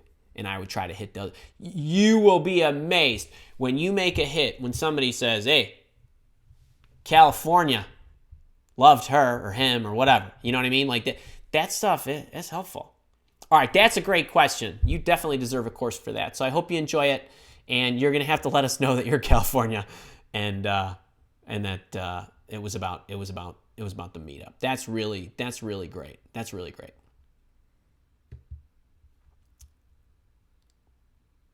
All right. I see you said some other things there. I still stand by everything I said. All right. Tom Phillips, IT professional with an MBA. Now, that is a sweet combo. By the way, do not misunderstand my MBA marks. MBAs are awesome for many reasons. It's just what you think should come of them where people get sorely disappointed. All right, back to Tom Phillips, IT professional with an MBA, Layoff and did 10 years warehouse work. Been in entry analysis position for a year now. How do I move forward when chronological resume screams non-professional? You could not put the entry analysis position at the top. You could say in the career profile, recently spent last year performing analysis work for whatever, returning to workforce kind of thing, or whatever. Yeah, something like that, or you can drop it to the bottom and just put additional experience, recently held this, blah blah blah. You could do this. Okay, if it's well out of bounds of what you've been doing. Now, somebody might say, well, if you said to me, oh, well, I was getting my MBA. Okay, you were getting your MBA. If you said I had a layoff, but I decided I wanted to finish my MBA. Okay, fine. If you said, well, I got my IT pro and I have my MBA, I just got let go and I couldn't find another job, so I needed to take one to make ends meet. I couldn't. Then you need to package it up. You know what? I went into job search mode. I am very, particular about, right? I have a very clear view of what the type of company that I want and the type of role that I want. And I thought I would be best served taking a role where I could make ends meet and continue my search. And that's what I've been doing. And I haven't, found the right place yet. And so now I'm here interviewing with you and so on and so forth. That's all I would do. You could be creative with that. These are the kind of things I was talking about, like with the exceptions and stuff. That's a great question, by the way. All right, folks, I'm 5 minutes late, but for you guys, I love you. All right, boot camp tomorrow at 11 a.m. If you're not on the fence, get in, try it out. 30-day money back guarantee. Although you're not gonna want to return it once you get in. I got a lot of news and announcements. I'm going to save all that. For those of you in the Job Search Challenge, you probably have, if you are real new to my community, you probably haven't been getting the notifications about, the boot camp coming up. But check it out if you're interested. For everybody else, before you go, hit the little thumbs up button. Subscribe to the channel. It hurts me when you don't get my new weekly videos, which are going to be coming out more frequently, and the live office hour shows. But I will see you soon. Make sure your calendars are synced up to the Mile Walk Academy calendar of live events. If you do not know where that is, milewalkacademy.com. Click the live calendar. Bang, you sync it up to your Gmail or iCal or Outlook calendar, or anything you want. And then you will never miss me live. Okay?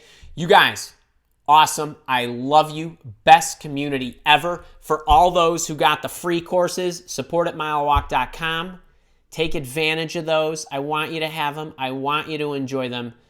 And I will see you soon. Take care. Boot campers, see you tomorrow.